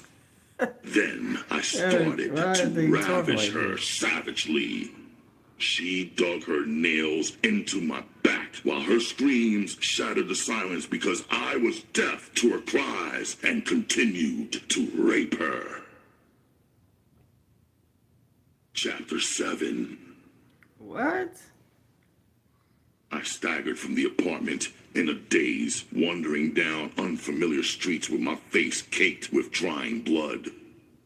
The left side of my face had 3 long scratch marks where Fatima had dug her nails in. I continued on aimlessly until the darkness of the approaching night surrounded me. When I arrived home, I was surprised when Big Mama opened the door for me. I entered the flat and turned my head so she wouldn't notice my scratches. When she spoke, her voice was low and urgent. "Orson, you go wash that blood off your face and change clothes. Hurry, boy. Jessie is real sick and she's been calling for you." After washing and changing shirts, I rushed into Jessie's room. 2 of the girls who worked out of Big Mama's house were in the bedroom. One of them helped Jessie while she sat up. The other one hand-fed Jessie some soup from a bowl she held. Big Mama towered over the women, watching their movements closely to make sure there were no mistakes. I walked over to the bed quietly and looked down. Jessie caught my hand and smiled weakly. There seemed to be no strength in her grip, and as I looked down on her, I realized that she was very ill. She stared at me with tense and penetrating eyes. Suddenly, she turned her head to cough. My heart shook with fear when her parched lips became covered with blood. The woman holding her gently leaned back against the pillows. At times, she coughed so hard that her body trembled and shook. She tossed her head from side to side as though the pain was unbearable. Then suddenly she would recognize me, and the dark shadows behind her eyes would leave for a few moments, and she would rest peacefully. With the arrival of the doctor, her breathing became less difficult, and she seemed to sleep. I went into the living room and waited until he came out. After he left, Big Mama said something about Jessie having consumption. At that time, this didn't mean anything to me. The following week became a nightmare. Jessie didn't get any better. She just lingered on. As the days drifted past, I couldn't help but get the impression that the 2 women from Big Mama's were getting tired of playing nurse. If one of them told me she would be there at 10 o'clock in the morning, I'd be lucky to see her before 4 in the afternoon. Big Mama came every day, but somebody always showed up later in the day to fetch Big Mama to settle some trouble at her house. Jessie had a little over $500 saved, and we had been using some of it to pay the doctor and buy medicine. One afternoon, the rent man showed up. I left him sitting in the front room while I went to get the rent. Jessie was sleeping when I entered her room, so I tiptoed over to the closet. I put my hand down in the lining of the old coat where the money was kept and came up with my fingernails full of dust. My mind was rocked by the thought of someone having beat us for our stash. Snatching the coat from the hanger, I turned the lining inside out. The money was gone. In my panic, I ripped the lining completely out of the coat. There was no money. I turned around in a daze, too hurt and dumbfounded to think. I wanted to cry, but tears would not come. Suddenly, I realized that Jessie was awake and watching me silently. My mind began to function more clearly. I pulled myself together so she wouldn't become aware of our trouble. I knew that Big Mama wouldn't have taken the money, so that left the 2 whores. My whole being was consumed with a cold, deadly hate. "Is all of it gone, Horson?" she asked in a frightened voice. My silence only confirmed her suspicion. Walking over to the bed, I took Jessie in my arms and tried to console her. I begged her not to worry, but there was murder in my heart. When she stopped crying, I fixed her pillows for her and went back into the living room. The rent man had become agitated over the delay, and when he saw me, he started to frown. I'm pausing that. We gonna get back into that on volume 2. We'll get into that. So I hope y'all enjoy listening to it and everything. And we'll, like I said, on the next live, when you see that I put it in the thumbnail that we gonna get back into the listening party, then we'll jump right back into this book. Yo. Hello. Yeah, what's up? What's up with you? What you mean, what's up with me?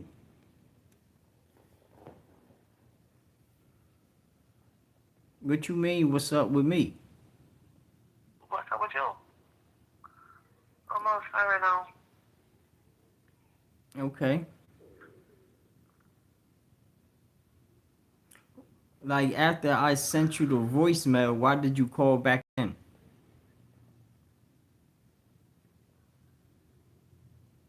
I don't know, and then I checked to see if you was on, and then it showed that you was on, so I was like, okay. That's why you didn't pick up. It rang a few times, though. It didn't just automatically go to voicemail. No, I sent you there. First ring. Alright. Sorry.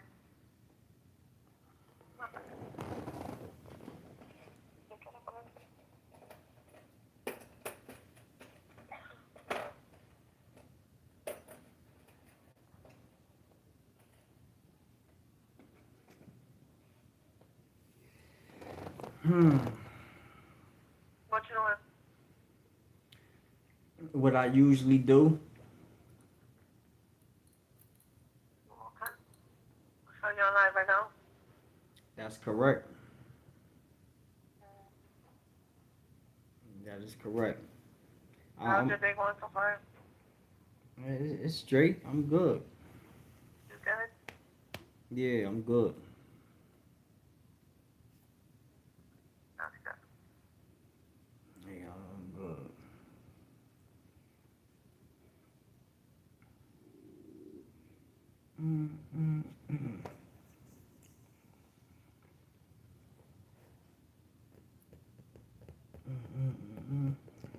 When you picked up the phone, you heard me talking. Because I was talking loud enough for you to hear me. And you heard exactly what I was saying. And you know I wasn't talking to you. Right? I didn't hear you talking because I had everyone else, like my kids around me. If I would have heard you, I would have never called back. No, I said, when I just called you, I was talking. Oh, yeah. Just now, yeah. And then you asked me, what am I doing? Like, Oh, hey, I'm sorry, man. no, I'm just saying if you paying attention or you just talking just to talk, like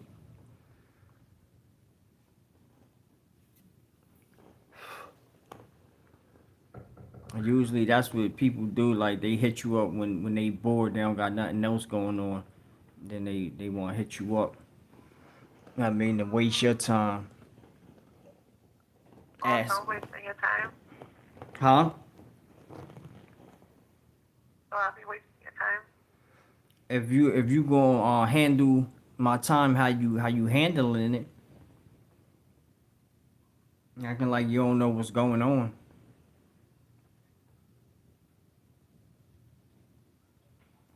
You know what I'm doing.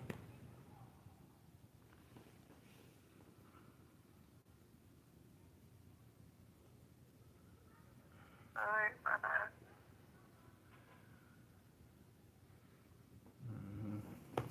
Yeah. Then I gotta throw this out. I need some more scar. Wait a minute. I need some more scar. Wait a minute.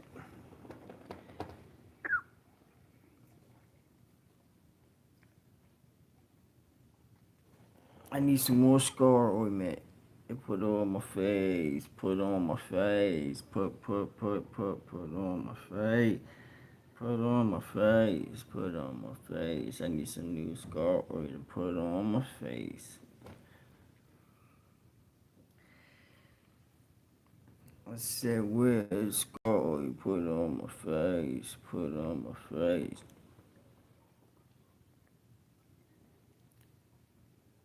Mm, mm, mm, mm, mm. Yeah, I gotta time these clothes too. I gotta go back downstairs to the other floor and go get my clothes out the dryer and all that. You know what I'm saying? Crazy.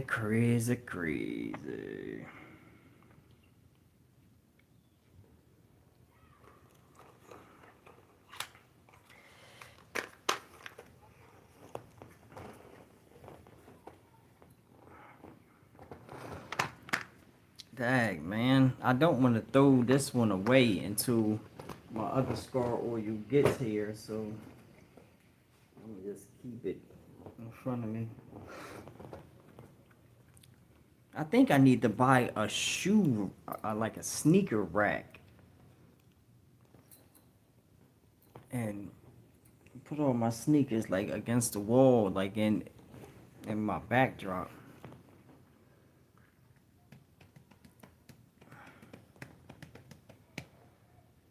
That's what I'm thinking. That's what I'm thinking. I said, that's what I'm thinking. That's what I'm thinking. That's what I'm thinking. That's what I'm thinking.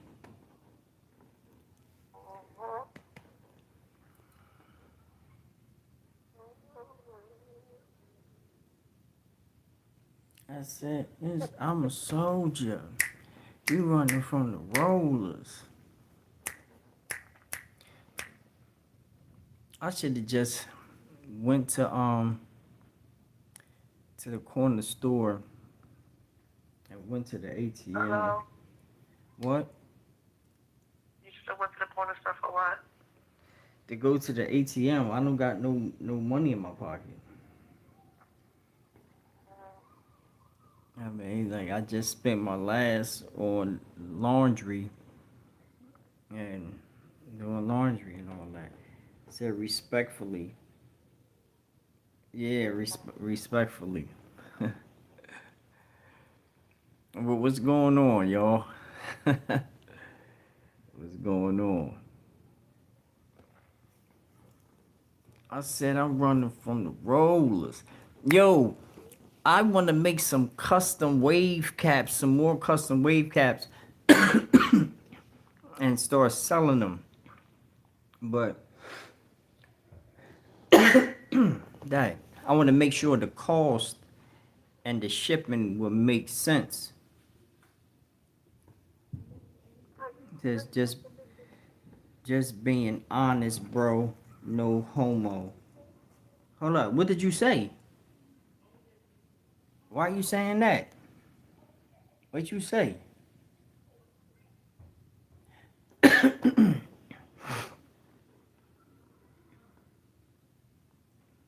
He didn't say nothing. He just said respectfully, and then whatever he said after that. So I don't get it then. I don't get it, broski. Broski doski, I don't get it, broski do.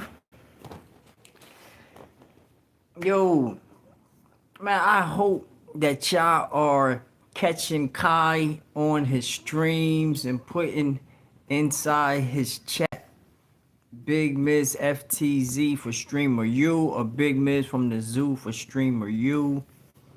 I mean, I hope that's what's going on. Or when y'all come into my lives, put it in the chat. Hashtag it. Big Miz from the zoo for streamer you. And please, y'all act like y'all hear me talking. Don't act like y'all don't hear me talking, man. Cause that'd be kind of crazy. Word up. When y'all kick it like that, that'd be kind of crazy. And y'all gonna kick it like that, huh?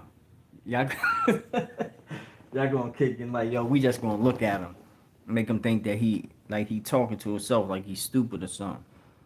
All right, I like that. That let me know what type of motherfuckers I got hanging with me. Have I heard of Unforgiven Gang? Yes, I have. What about them?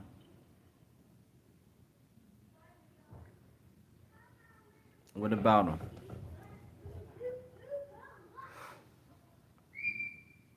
I said, I am a believer. Simmer.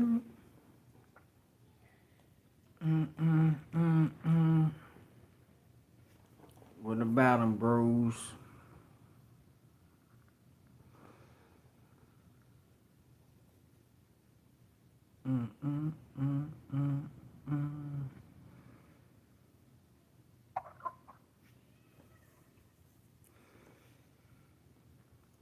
Yo, you know what's funny? Like cats don't want to.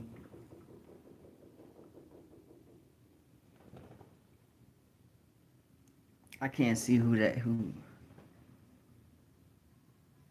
did that. Nah, I can't see the doggone writing. Um, but good looking. Thank you.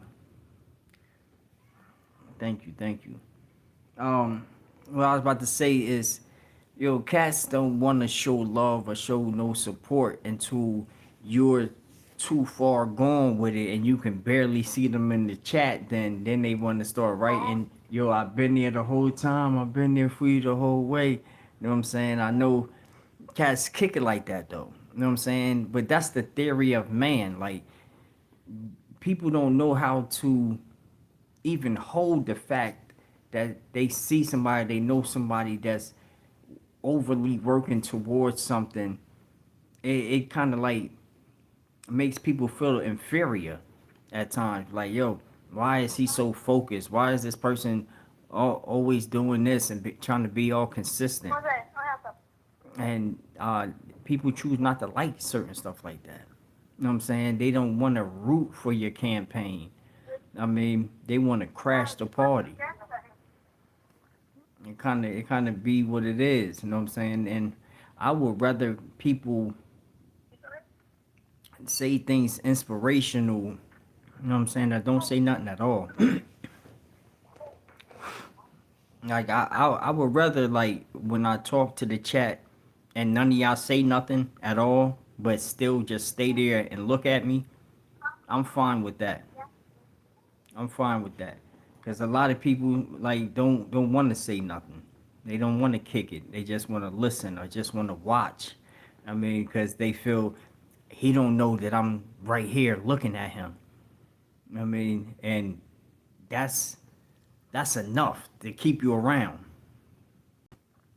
The fact that I don't know what you look like, how you're dressed right now, what you smell like, you know what I'm saying, or nothing. You just sitting there watching. And yeah, it might be some hit dogs. I might be hitting some hit dogs. That's why I see the numbers going down. You know what I'm saying? I might be hitting some hit dogs, and I know y'all going to holler. I mean, tail tucked between your legs while you galloping up the street. I can dig it. I can dig it.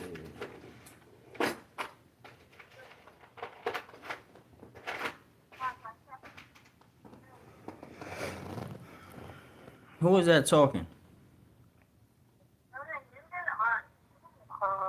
Isabella, Isabella Gabriel.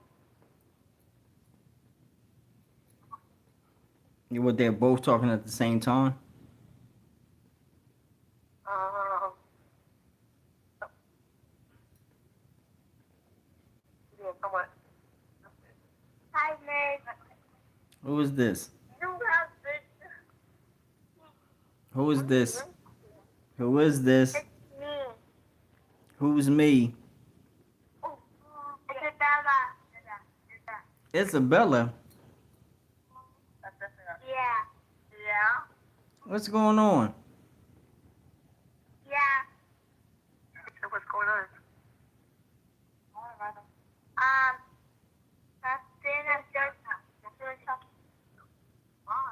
What you doing?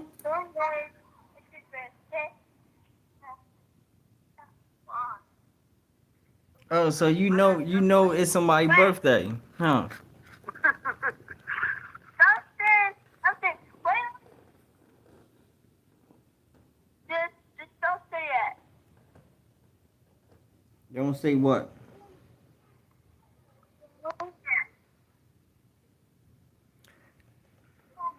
Who is yo? I can't see who's asking these questions or even talking.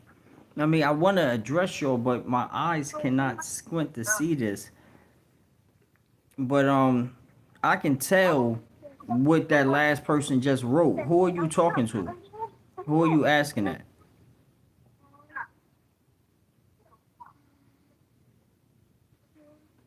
Who are you asking that question to?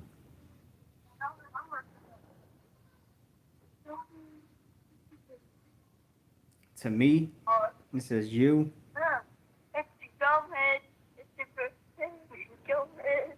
It's your birthday.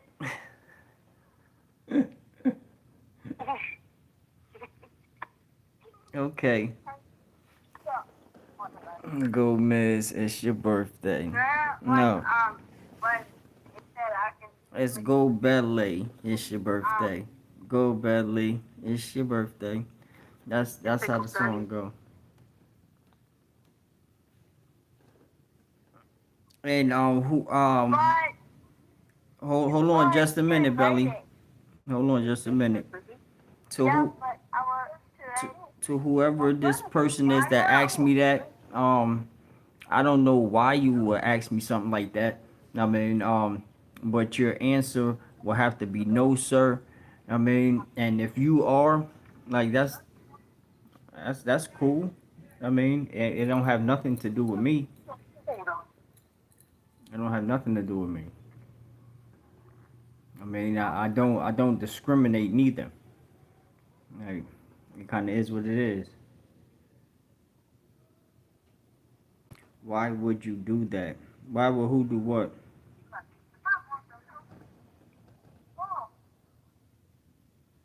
I saw your profile.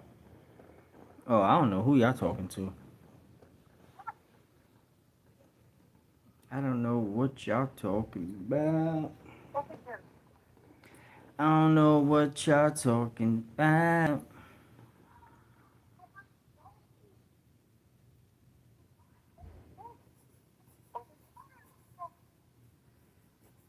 Mm-mm. Whose profile are y'all talking about? What's going on? Fill me in. Fill me into what y'all talking about. Oh, they disappeared. Mm-mm.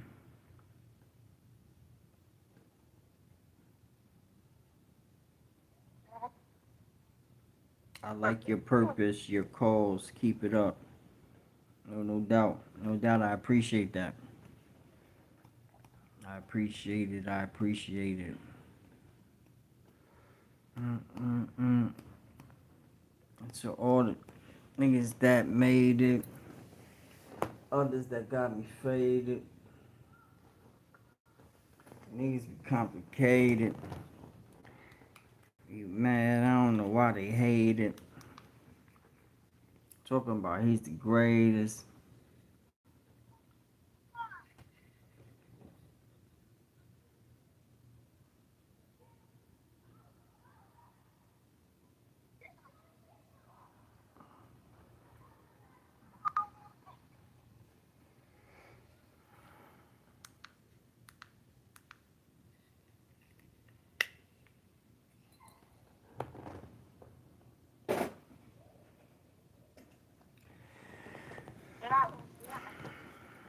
Oh, brother.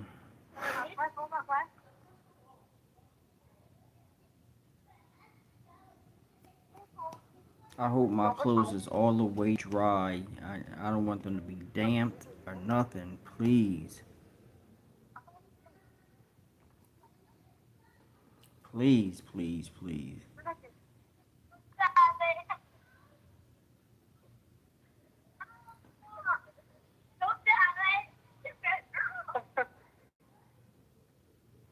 Mm, mm, mm, mm. Okay. Sylvia saying, go belly. It's your birthday. Oh, really?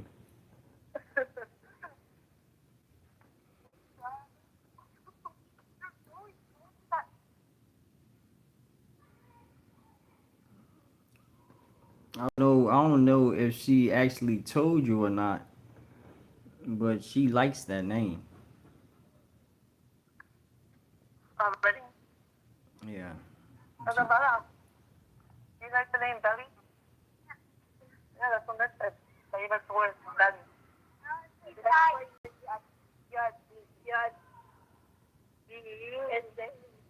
Oh, you said you like the name? Yes, yes, this do I.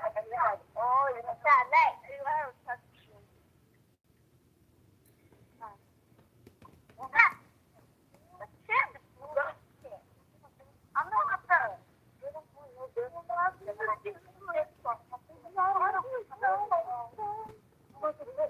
I said 1 2 1 2.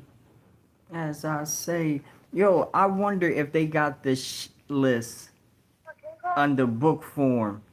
Like I done started one book. I wanted to bring you along, but I forgot how corny you are, man. Like when some when something is going on, I be calling, you don't be answering, man. You be missing it. Are you talking about me?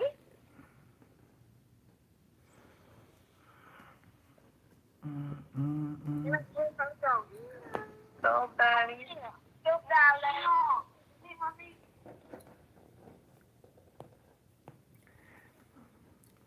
Yup, yup, yup.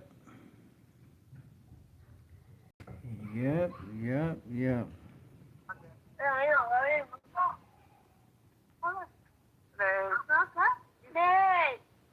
Yeah.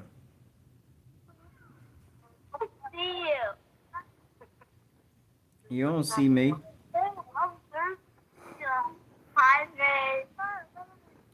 Who is that? Welcome to live chat. Who was that talking? You now? Is it somebody in there? Yeah. Where are you?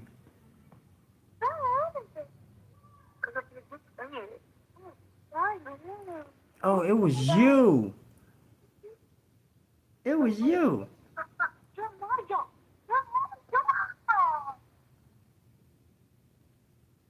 Mm-hmm.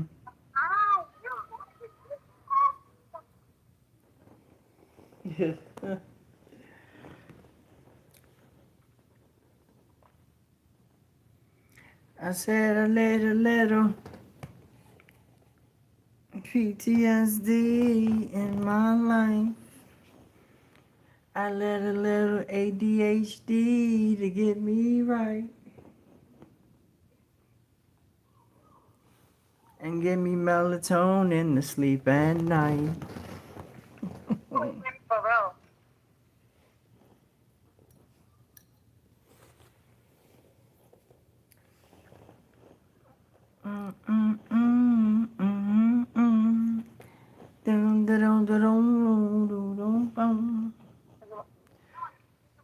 I wonder, like,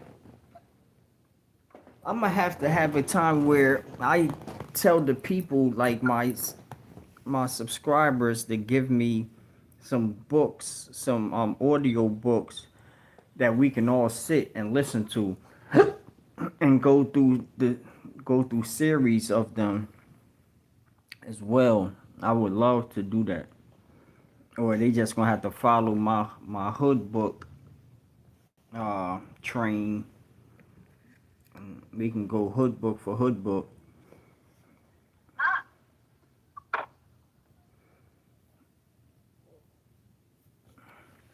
But we are in volume 2 of Donald Goines' Whore Son. I didn't know it was as crazy as it was. It's only because the narrator, the reader of the book, sounds so shot out.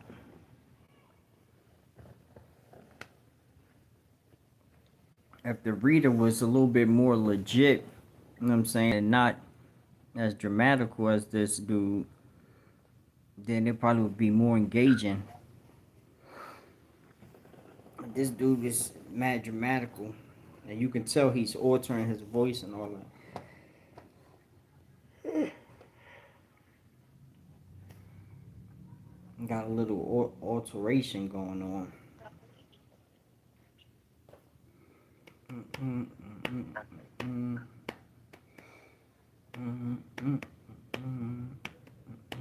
I thought you were gonna check the clothes.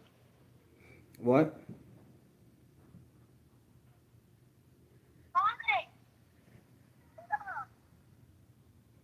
What you say about my clothes? I thought you were gonna go down there and check them if they were drying. Yeah, I'm gonna give it a couple more minutes and I'm about to go down there. Oh, all right. Yeah, I definitely got to get my clothes. Because I only put half of the hamper that I carry down there inside of the wash and dryer anyway. It's it was like I had something between the clean clothes that was all the way to the bottom that's folded and it's just sitting down there. People can take like I got some sets in there. You can go ahead and take it and keep on pushing. I wouldn't even know.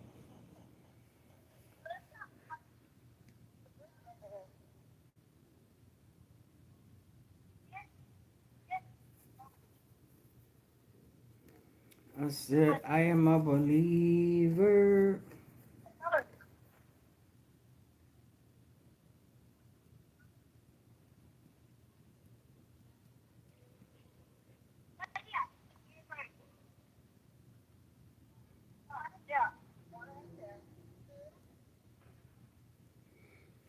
Man, I'm thinking I should go to the doggone store, man.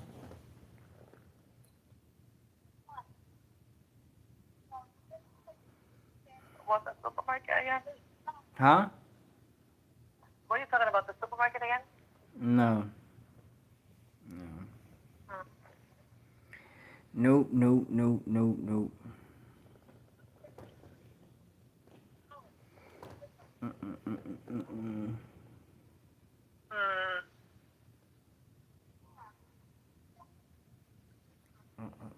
Mm-mm. Matter of fact, let me go get my clothes. I'll be back, y'all. I'll be back. Enjoy the silence and all that. Just stay tuned. I'll be right back though. Nerd. I'll be right back.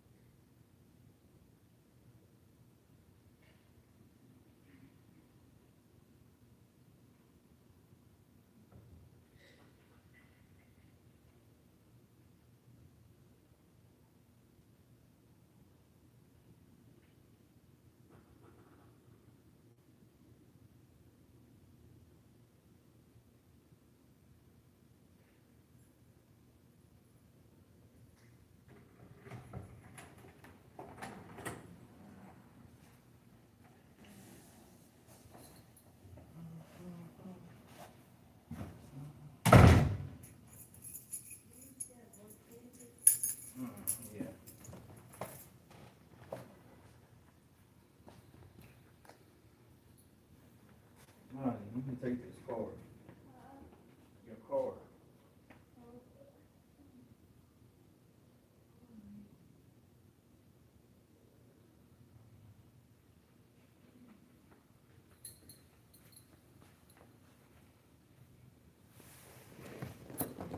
All right. Oh boy.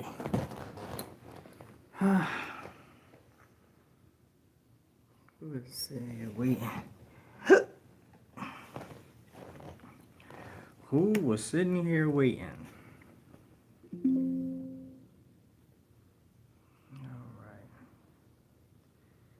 Alrighty.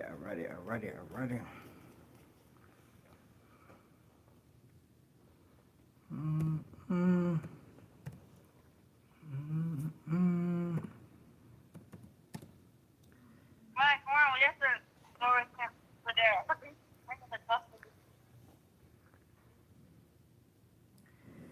Oh boy. Say you why? I can't read that. You trying to be It says, yo, what you want? Miz, yo, I'm trying to become a prison guard. What you think?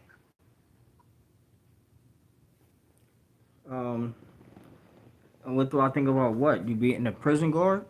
No. Yeah, he's trying to become a prison guard, I guess. So he said, what you think? All right, that's good. Where at? Yeah, it's dangerous, but some of them dudes in there.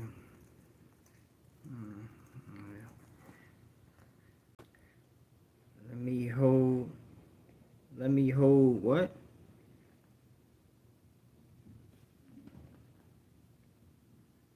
He said he's not sure yet.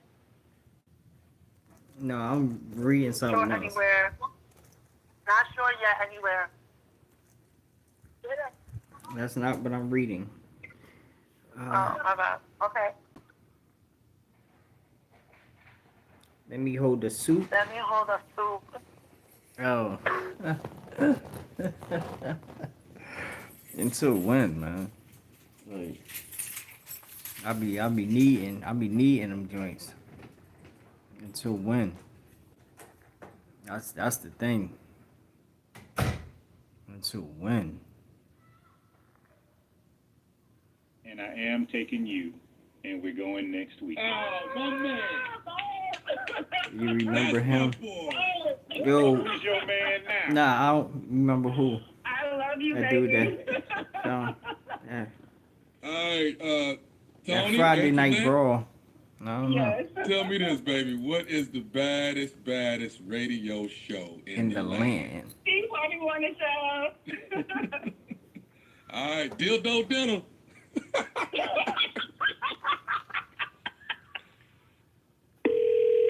Hello. Hello, I'm trying to, my name is Mason. I'm trying to find somebody with fast return tax services. Is this? Yeah, this is Barbara from the co-owner. Barbara, okay. Yeah. Barbara, I got your number on our contract with you guys. Can y'all hear I've that? been cleaning you guys, my service has been cleaning you guys' office for probably the last 5-6 years.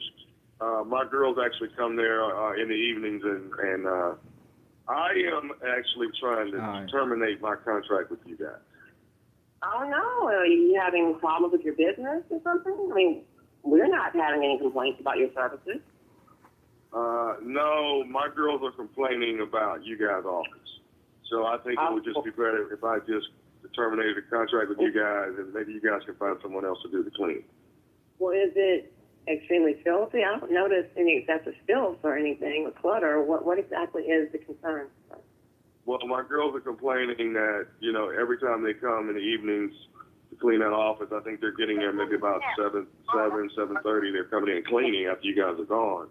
Right? And there are, you know, they're complaining about condoms at you all's tax office, and they're open. Wait, what? Stop. What did you say? My girls have been finding condoms in you all's tax office, and that is that's why I'm calling and saying I don't want to restrict my services. Let me pull over. Hold on 1 second. Here we go. You mean condoms as in prophylactic Trojan's medicine? Yes. Oh, no, this motherfucker didn't. No, he did.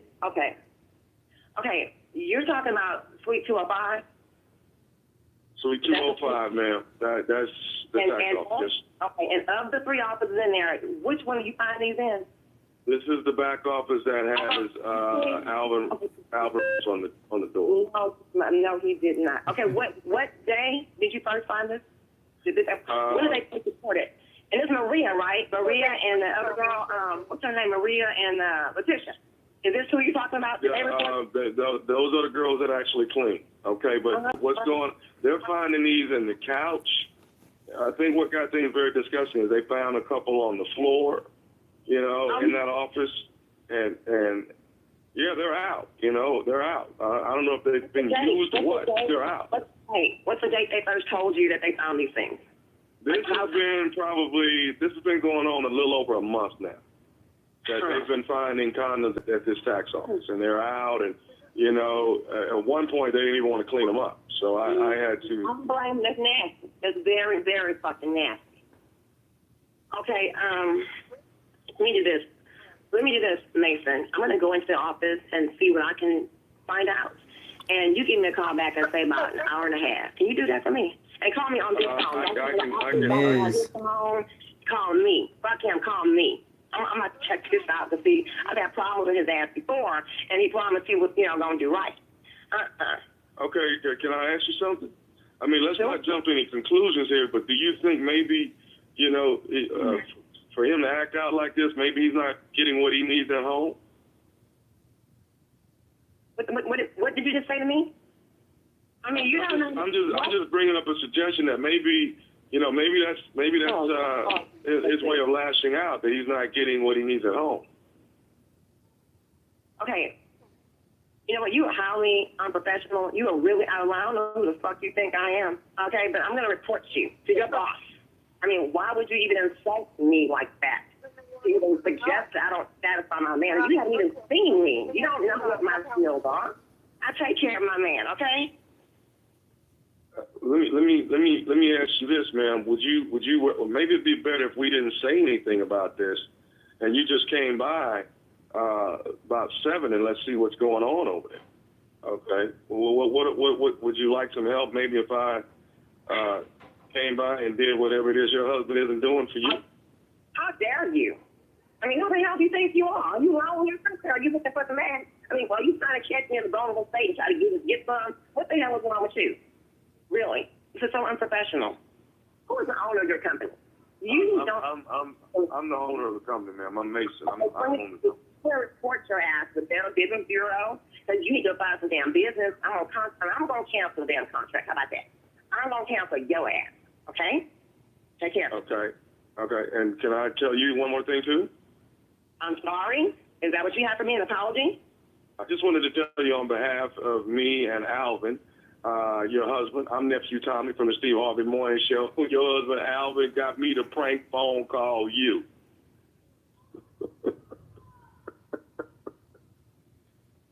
I would just put the hot sauce on my pizza. You kidding me?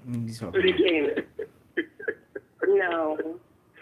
Are you kidding me? I'm serious. You know what? You are no good. Oh my God. Oh my God. This is Tommy, baby. This is Tommy. How you doing? Oh my God. Better hell. Shit. I'm gonna get him. I'm going to kill him. You had me going. You're really good. You're really, really good. I got one question, baby. What's the baddest, and I mean the baddest radio show in the land? You are the baddest and the naughtiest. Steve Harvey, morning stuff. Crazy. Hey, Brian. Hey, baby. Yeah, what's up? I was calling to tell you Baby, look, I just can't do I this got it. anymore. I got it. Huh? What? Hello? Oh, hello? Right. Hey, Brian. Hey, this is Greg. I know you were just talking to Val, but this is Greg talking to you. This is Brian. Right? Greg who? Yeah, this is Brian. Greg, I was just talking to my wife. Did you put her back on the phone?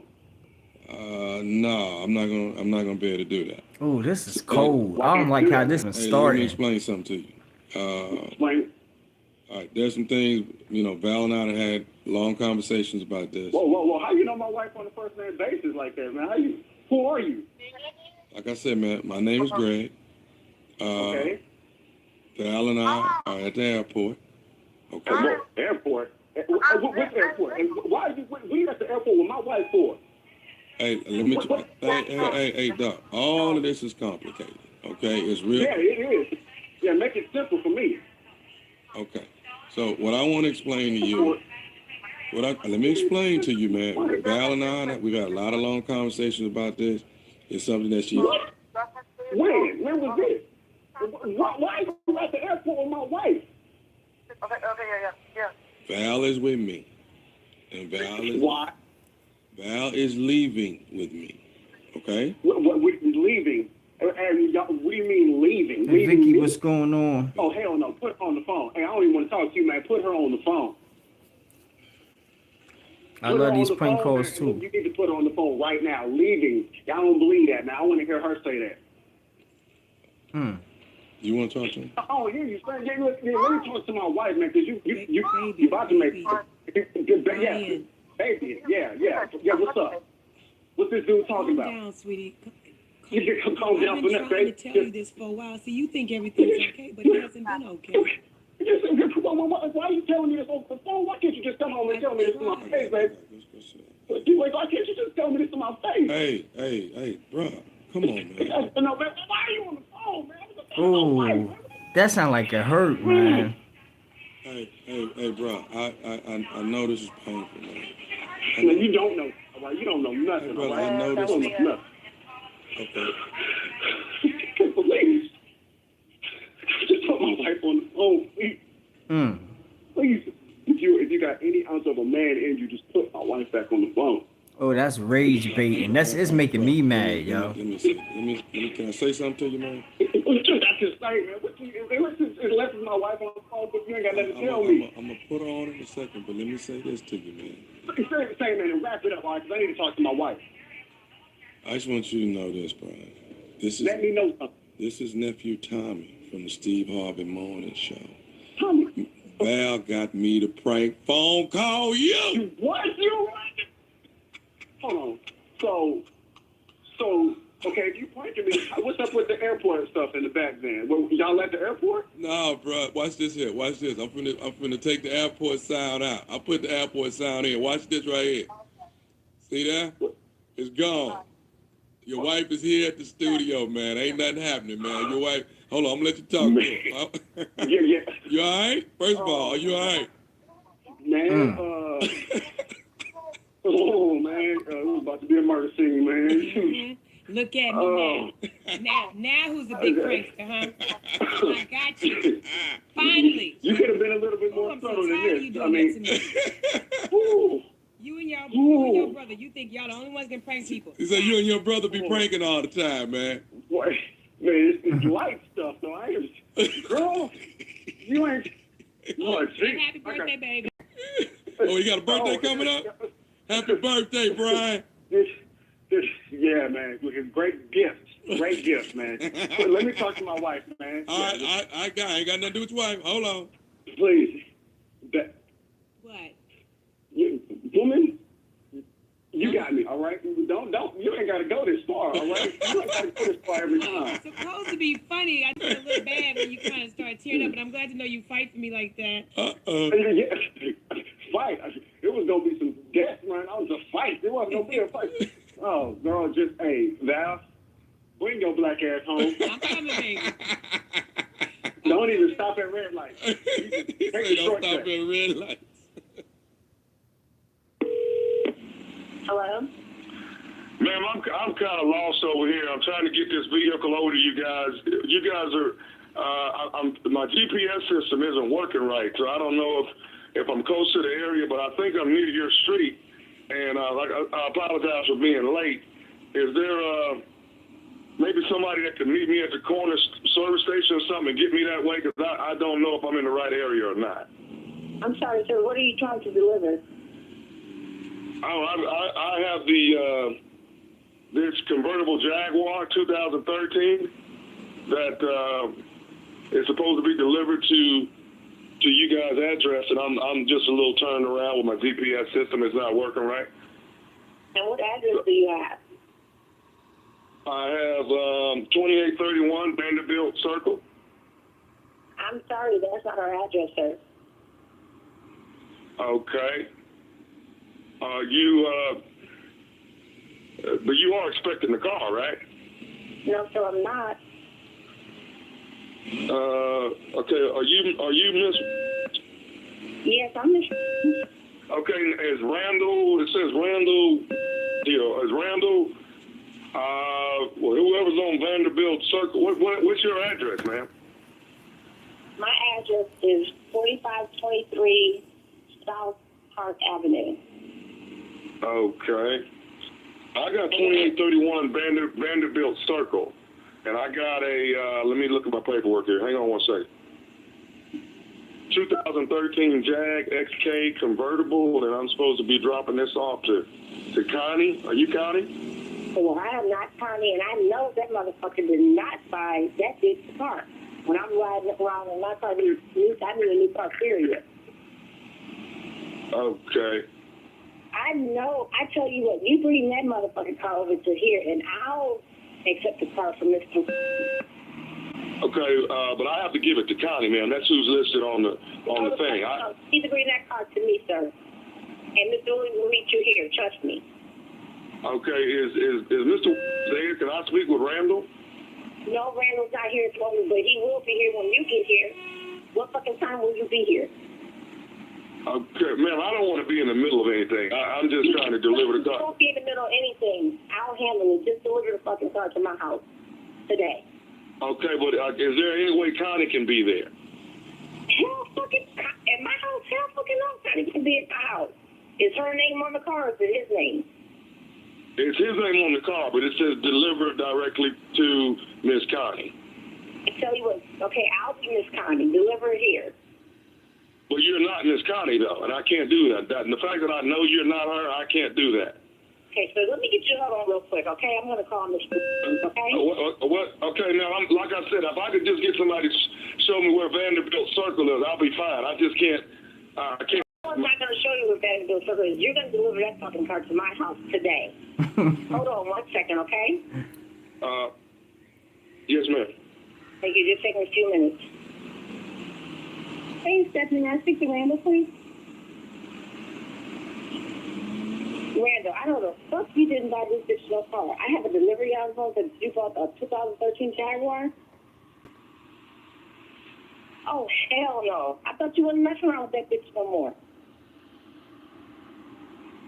Oh, rat your ass. I can't stand your black ass. Fuck you. You such an asshole. Bro, why is it so much fun of you when you know someone else watching? Okay, does anybody know where Connie lives, man, so I can get this car off my truck? I don't know where the fuck Connie lives, but you can call Mr. and ask him. But I would rather you deliver to my house, since it's in my husband's name. Well, yeah, he's bought the car, but I got it going to her. Is there any way you can have her at your house and I'll bring it over there? Tell you what, bring that motherfucking car to my house about 3 o'clock, and I have both of the motherfuckers in the yard waiting on you to deliver the motherfucking car when you get here. Okay, so everybody's going to be there now? Every fucking body's going to be here. You damn right. Well, Tommy's on this list, too. I don't know no damn Tommy. Who the fuck is Tommy? What kind of damn list you talking about? I don't know. Do you know Tommy, though, ma'am? Hell no, I don't know no damn Tommy. Okay, but do you know Nephew Tommy from the Steve Harvey Morning Show? That's me. Your husband Randall got me to prank phone call you.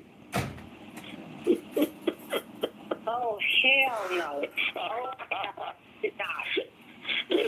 Your husband Randall told me, he said, bring this name up and watch my wife go crazy. You damn right. The Steve Harvey Morning Show with nephew Tommy. You know I need a new damn car. All right, hey, Randall, if you listen, buy your baby a car, man. She need a new car. Can I ask you one more thing, baby? Yes. Tell me what's the baddest radio show in the land? The Steve Harvey Morning Show. Hello? I'm trying to reach Deacon. You got him. Who is this? How you doing today? I'm doing. I ain't doing too good. You done been over here praying for my wife again, right? Yeah, right. Yes, sir. You done came over here 3 times in 1 week. My wife had already went through the operation and all that. She gonna be fine. I don't need you over here praying 3 times a week because honestly, I think it's something else on your mind when you come over here praying for my wife. I ain't stupid. Brother, you kind of hold it, brother. This brother. This is. Well, your wife was on the sick and shut-in list. Reverend asked you to come by. Reverend requested that I come by. Okay, he ain't requested for you to bring your black ass to my house for no damn 3 times in 1 week, man. So you can cut that bullshit out with me. You can cut that bullshit out. Hold it, brother. I came with Sister Georgia the first time. The second time, I came by myself because she wasn't able to come by. And I only stayed 15 minutes each time. So what's the problem? Because I already know what you doing. I know you trying to holler at my wife. I ain't stupid. Help at your wife? I have a wife. Why would I help at your wife? She's part of the church ministry. I already know what you doing, man. You up in there trying to holler at my wife. Why ain't nobody at the house? I already know what you doing. Let me tell you something. Keep your black ass away from my damn house. If you want to pray for my wife, you can pray for my wife on the phone. I'm gonna tell you wait a minute. Hold it. You can't talk to me like that. You gonna make me lay hands on your ass. That's what you gonna do. Oh, no, brother. Ain't gonna be none of that. Ain't gonna be none of that. You talking to the wrong brother now. Okay? Now, first of all, you're not going to disrespect me and curse me out, okay? That's not even the way brothers should be talking to brothers. Second of all, if there's any laying on the hands, it's going to be my hands laying on you, okay? You ain't finna lay. I know what you're trying to lay on my wife. If I find out you mess around with my wife, it's going to be some shit. I know what you're trying to do. You're crazy. I'm just letting you know. I'm going to say it one more time. Keep your black ass off around my house. First of all, I told you once again, you can't be talking to me like that. Now, I'm trying to be cool about the situation because I know you may be just upset. Okay, I can appreciate that. Okay, I have a wife. And I'd be upset if somebody was coming by to visit my wife. Won't you spend more time at your house with your wife? I do spend my time with my wife. I do. I don't spend much time. I only came by 2 or 3 times. Maybe I need to come by your house and holler at your wife. Shit. Well, you welcome to. But maybe I need to come lay something over there on her. Oh, now you're trying to do with my house. Hold it 1 minute. Hold it 1 minute. I told you before, you're being disrespectful. Now, that was a very idiotic statement for you to make. Okay? That's what's going to happen if I catch your black ass at my house again. I'm going to play this, man, and then I'm getting off the phone with you. You, your pastor, any more of them deacons, if anybody come by my house again and I ain't there, I'm kicking your black ass. That's a promise. You know what? That's it. Look here, brother. If there's going to be any ass whooping going on, I'm going to be kicking your ass. I'm going to lay my hands on you, and I'm going to give you a good, sanctified ass whooping, and then I'm going to pray for you. I'm going to pray to heal you by this foot. I'm going to put up your ass, okay? Because I've had it with you, and I only went by to visit your wife because I was asked to go visit your wife. Now, there was a problem. You should have called the pastor, okay? But you're not going to disrespect me, my wife, the church on the phone. Now, if you want to do something about it, you can meet me any place. Well, as a matter of fact, I can go anywhere I want in this town. If I be at your house talking to your wife, if the pastor asks me to go, I'm gonna be there. Okay? You're just a stupid brother. Okay? You need to come to church. You need to come to church more often. That's the problem. You don't come to church more often. If you come to church more often, you wouldn't be talking to me like that. You wouldn't be worried about me and your wife because there must be something wrong at your house. You'd be worried about me fooling with your wife. Okay? So you need to check her. Okay, you need to check her. How about that? Why don't you do that? Why don't you just check her? Okay? Tommy said you the one that's cheating with my wife. That's all I know. Who? Tommy said you. Tommy said you the one that's cheating around with my wife. Tommy, who is Tommy? Tommy who? This is nephew Tommy, man. This is nephew Tommy from the Steve Harvey Morning Show, man. The church member Lawrence got me the prank phone call. Y'all wrong for that. You know, y'all wrong. Y'all wrong. You know, y'all on the highway to hell. All of y'all. You know, non-stop. No, you know, y'all just gone, you know. Ain't no stop sign. You know, I'm finna go. I'm finna pray for all of y'all, all of you brothers, nephew Tommy, Steve Harvey, brother Lawrence is wrong for that. Okay, I'm gonna check him. I'm finna check him. I'm finna go. I don't talk to y'all no more. I'm praying for all of y'all. One more thing, hey brother Gidget, before you go, man, you gotta tell me what's the baddest radio show in the land, man? Steve Harvey Morning Show. On that slide all the way to hell, I'm finna go. I'll talk to y'all later. Bye. Hello? Hello, I'm trying to reach, is this Phyllis? Yes, it is. Who am I speaking to? Hi, Phyllis. This is John down at the job. I work out here with Clem, your husband Clem. Oh, okay. Yeah, okay. How are you? I'm good. He slipped and fell today. What? And he hurt himself. He got a little shaken up here at the job. So what happened? What happened? Well, I think he definitely pulled something in his back. But okay. Now who are you now? I'm his wife. I'm his wife, Phyllis. You're Phyllis? That's right. That's correct. Okay, because we got listed that his wife is Janice, and we tried to call her earlier, but we didn't get an answer. I'm his wife, sir. I'm his wife. I don't know who Janice. Who the hell is Janice? Janice is who he has listed for a contact when it's emergency contact or something should happen. No, y'all got that mixed up. Y'all must have mixed that up somehow. He wouldn't have put no damn Janice as his wife. I'm his wife, Phyllis. So I don't know who messed up, but that ain't right. I'm the wife. Okay, well, it has her listed as the wife, and call her as a contact if something goes wrong. Well, I don't know what to tell you because I'm his wife. Now I don't know who messed up. Hold on 1 second. Let me click over 1 second. Another call comes. Yeah. Just give me 1 second. That's some Janice on the doggone. I don't know. Okay, that was Janice. What? She said she's going to come out to the job, so you don't have to hold up. No, I'm coming out to the job. I'm his wife. I don't know who no damn Janice is, but y'all need to get it straight because I'm his damn wife. She said she's gonna come and take him to the doctor. No, she ain't taking him no damn where, sir. I'm his wife. I'm taking him. Y'all, you don't release my husband to no damn body. I'm his freaking wife. So y'all need to straighten y'all shit out. Janice says she'll be right here in 10 minutes, well, man. I get right. I bet y'all be there in 10 minutes too, and I bet y'all better not release my husband to nobody. I'm his damn wife. I don't know who no damn Janice is, but y'all need to get that straight. I'm on my way. So you tell Janice that she beat me there, to hold up, sister. Produce some damn marriage certificate papers or something. Just tell her to produce that.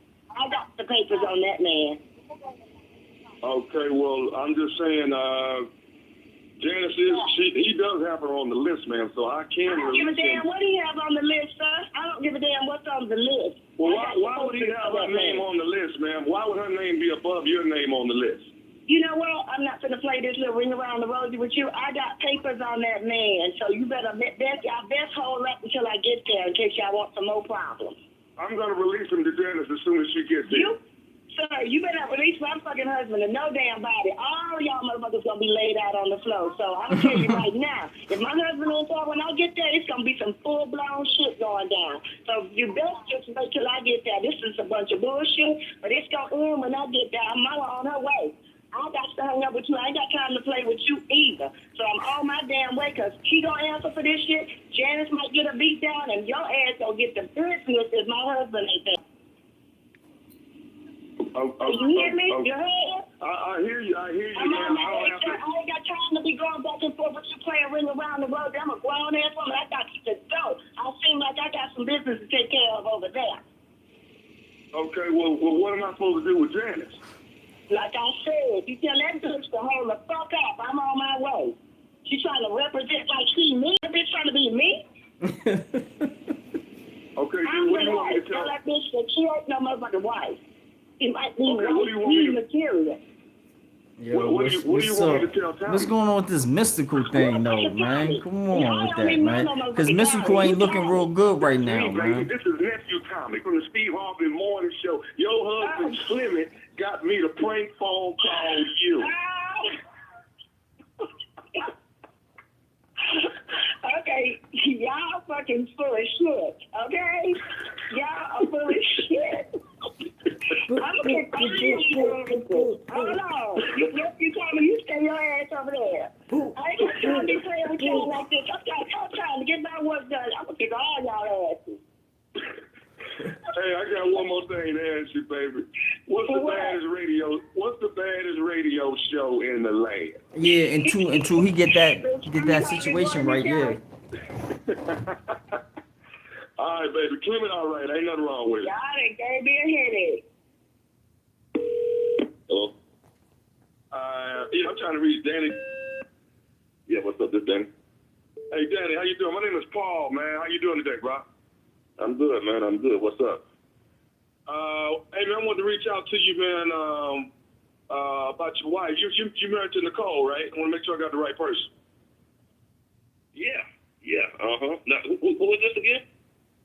My name is Paul, man. I know Nicole. Nicole knows my wife. My wife is Regina, and we know Nicole real well, man. We was trying to actually see about getting you guys to come out and maybe go out on a double date, man. We all go out into town. So you know my wife Nicole? Yeah. I mean, she I got your number out of Nicole's phone. And, okay, hold on. Wait. What you mean you got my number out of Nicole's phone? You got it. You. I'm not understanding what's going on, dog. Okay, let me try to break this down to you, man. Myself, my wife Regina, and Nicole, we've all actually been hanging out lately. You know, within the last 6 weeks to 2 months. You know, we've been hanging out. You ain't hanging out with my wife. Okay. My wife with me all the time, bro. So you might have the wrong number, nigga. No, you Danny, right? I'm Danny. Okay, and Nicole is your wife. Nicole is like about 5'4", 5'5", and like my wife. Yeah, that's my wife. That's my wife. But you ain't hanging out with her. Okay, man, I'm trying to explain to you what's going on. And if you want to listen to me, cool. I'm just trying. Okay, here's what's up. Get to your point, man. Me, Nicole, and my wife have been swinging. That's some bullshit. That's some bullshit. And you know what? You walking up the wrong tree, dog. You did some bullshit. You know this some bullshit, man. Hey man, I wanted to call you and tell you what was going on and see if you wanted to call my ass. Call my ass, nigga. You got the wrong number for sure. Trust me, you got the wrong. Number again. Let's just break this down. How many Danny is it, dog? It ain't that many. So, I mean, damn, dude. I mean, you gonna be in denial, or you gonna go and accept what I'm trying to tell you? I'm trying to invite you to come. Invite me to what? I'm trying to invite you to come hang out with me and the girls. you know, do you want to, I mean, this might be something you might like if you tried, man, because, I mean, we didn't have a lot of fun with Nicole. Like what? What the hell you mean you had fun with Nicole? Nigga ain't no goddamn fun with Nicole, nigga. So what you trying to tell me? You trying to tell me I'm telling you we had fun with Nicole. I'm trying to explain to you. We've done some... Explain my hell, no, fuck that. Explain my goddamn ass. This some bullshit. Okay. Number one, nigga, I know my wife. And I know she ain't no bullshit like that. Okay. And I ain't never heard of you and your motherfucking wife. And we've been together for years. So this some bullshit. Okay, well here's something you need to understand, man. You know your wife. I don't need to understand nothing. You need to understand. Yeah. You know your wife, but I know her too. I know her. I know Nicole now. Me and Nicole. You know what? Where you at? I'm rolling through the city right now. I got some work I got to do, but I'm just trying to see. I need to put my eyes on you. I need to put my eyes on you, man. Okay, hey man, do you want to come do what we be doing? So you trying to tell me that my wife done been with another woman? Yes, man. It's beautiful, dog. You got to see it, man. Nigga, fuck you. Man, dog, I'm just trying to keep it real with you, dog. I was just trying to holler at you, man, let you know what was going on. See, I'm thinking you might want to be, try it yourself. You know, that's all I'm thinking, man. I ain't trying to start nothing. You know what, motherfucker? I don't know no goddamn Paul. I don't know no motherfucking Regina. And I don't know why the fuck you calling my goddamn phone. And I tell you what, when my wife get home, I'm going to find out about this shit. Because this some bullshit, nigga. This some bullshit, man. Okay, goddamn problem. Okay, dog, calm down, though, man. No, calm my ass. You don't call my motherfucking number. Boy, he be rage baiting, You fucking my wife, and you and my wife, your wife speaking with my wife with another woman. Hey, man, Tommy is the one that told us that Nicole was down. He the one that put us. Who the fuck is Tommy? Hey, dog, nephew Tommy from the Steve Harvey Morning Show. Hey, Daddy, this is nephew Tommy, man. That's what they've been saying for a Your minute. wife Nicole got me to prank phone call you, dog. Man, that shit ain't even funny. Wow. Wow. Hey, man, you all right? You all right, man? Man, I'm glad. I'm glad this was just the morning show, man, and y'all just messed me. But look here, man, somebody gonna fuck you up one day. Yeah, boy, somebody gonna get you one day. I hope you got a damn good insurance policy. Daddy, gotta ask you, man, what is the baddest, and I mean the baddest radio show in the land? Hey, number one, man, the Steve Harvey Morning Show. We got you, man. Yeah, you got me. You got me. Hello? Yes, Mr. Yes? Hey, this is the doorman, Mark, of your building. Okay. I have a Mr.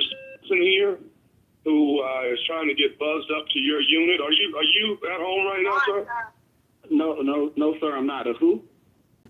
Yeah, a Mr. What did you say? I'm sorry. What did you say again? What's that? Mr. And he wants to be buzzed up. Supposedly, he left some articles in the room or in your unit a couple days ago. And, I was out of town a couple of days ago. What day are we talking about? They're gonna be readable. So what days was you actually? Chicken with no beans. He said Wednesday, Thursday, and Friday. He was there all 3 days? You guys let him into my apartment for 3 days? He was in my place for 3 days? No, Mr. Chip, we don't let anybody in unless someone in the unit allows them to be buzzed up. That's the rules here of the building. So we definitely didn't do anything out of character. So who let him in? Who buzzed him in then?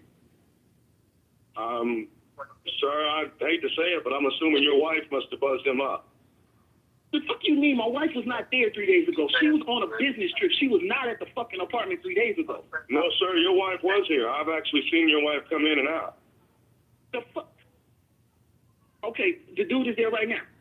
He's downstairs. He's here right now with me, sir. What did he leave in my fucking place? Okay, 1 second, Mr. Hang on. What did you actually leave at Mr. apartment? Pair of pants, underwear, and what else? He says he left a pair of pants, some underwear, and a toothbrush, sir. Mr. Hill. He's there right now. Let me talk to him. Put him on the fucking phone. Let me talk to him. You know what, Mr. Tillman, right now, with listening to you and I rate the way you sound, I don't want to put this guy on the phone. Mark, if you want to keep your motherfucking job at the goddamn building, you go put him on the goddamn phone. Now. This is sir. Sorry, Mr. He's actually leaving out of the building now. He's no. What the fuck would you let him leave? He's walking. I don't know. I should have put him on the phone. What the fuck is your problem? You got video surveillance, right? You got video footage of everybody that comes in and out of the motherfucking building, right? Oh my God. Yes, sir. But you know, if nothing occurs, I think we should have footage that goes back at least 2 weeks. So we should be able to pull some things up for you, sir. Yeah, I'm gonna need you to get that, and I need it sent over to me right now. I'm at my work email. I need it today, cause this is some bullshit, y'all. Let some motherfucker in my apartment. And this is some bullshit. Hang on, Mr. Like, what kind of nincompoop are you? What kind of imbecile are you? Hey, sir, Mr. Hang on a second. What? All right, well, please hear me out, sir. Hear me out. We haven't just let someone in. Someone in your unit buzzed someone up. We didn't just let anyone up. Now I know you don't want to hear it, but I'm assuming your wife buzzed this guy just up. We didn't do that. Fuck you, shut the fuck up, and give me what the fuck I asked you for, and then we're done, okay? Well, you know, you're saying I have a problem. Maybe you have a problem pleasing your wife, and that's why she's buzzing other people up into the room. Bitch ass motherfucker. Who the fuck you think you're talking to me like that? Well, sir, you're being disrespectful to me as well, sir. No. The disrespectful is you coming and letting people come up in my building that you know. I haven't let anybody up here. I can't stop your wife from doing what she's doing. You let somebody in my building. You're taking out on me what you should be saying to your wife. Somebody that's got a dress up all the time and always buzzing somebody up to the room when you're gone. That's what you need to be more concerned about. Man. Mr. Fuck you. You bitch ass motherfucker. You know what? I'm the only motherfucker around here busting my ass to take care of shit down there. I'm over here working right now to pay for that motherfucker so that your ass got a damn job. Well, you might be handling your business over there, but evidently you're not handling your business at home. That's why you keep buzzing people up, sir. You know what? Well, the business I'm gonna handle when I get home today is your motherfucking ass. Well, your wife has been, your wife has been, hey, sir, you're going to quit calling me the doorman, okay? You are the motherfucking doorman. What's your motherfucking position? Huh? What the fuck do you do for a living? I'm a doorman. You open motherfucking doors. And thank you, Mr. fucking Doorman. Matter of fact, I'm going to stop calling you Mr. Doorman because that's giving you too much goddamn respect. Okay, well, if you stop Tommy from going up to your room, you'll be fine. Who the fuck is Tommy? Nephew Tommy from the Steve Harvey Morning Show. Your wife got me to prank phone call you.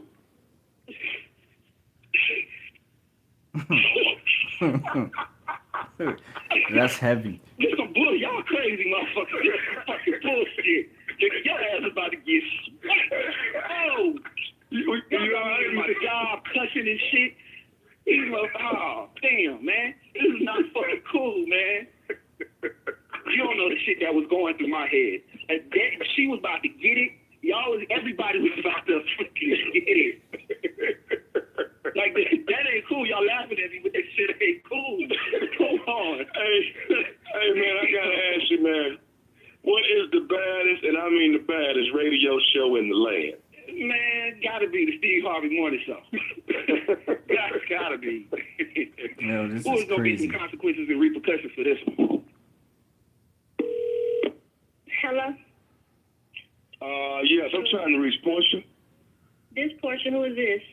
Hey, Portia, this is Malik. I'm with the Black Awareness Mission, BAM, on campus. I know you. Yeah, I know you. What's up? Okay, hey, Listen, you still date Devin? You know I still date Devin. It's been, what, like 3 years? Of course. Why? What's up? Wow. Okay. Hey, with Black Aware, with BAM, Black Awareness Mission, we always trying to make sure we take care of our sisters. We make sure our sisters are well taken care of and treated with respect in the whole 9 yards. Okay, that's fine and dandy, but what's your point, Malik? You're wasting my time. What's going on? Well, it's been brought to my attention and some other members of BAM that Devin has been bragging about some sex tape that he's on with some girl, and I thought, fuck, a sex tape with who? Okay, hold on, Portia, hang on.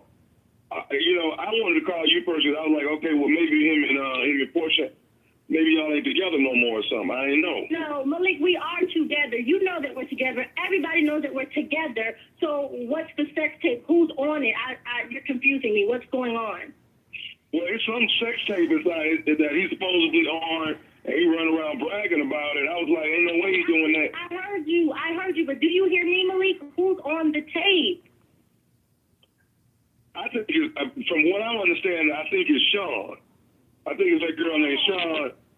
Sean. Motherfucking no. You talking about Sean, the drama major? Yes. Is that what you're talking about? Oh, no, see, I knew that bitch was trying to get my motherfucking man. That ugly bitch was about to go on her bitch, Sean.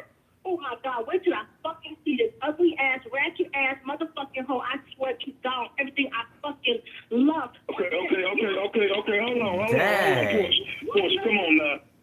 Hey, hold up, sister. You got to stay strong, and we don't want you to stoop into that. You can't tell me that. This is the man I've been with for 3 years. He got a motherfucking sex tape? For real? Like, ain't nobody got time for that. For real? With Sean?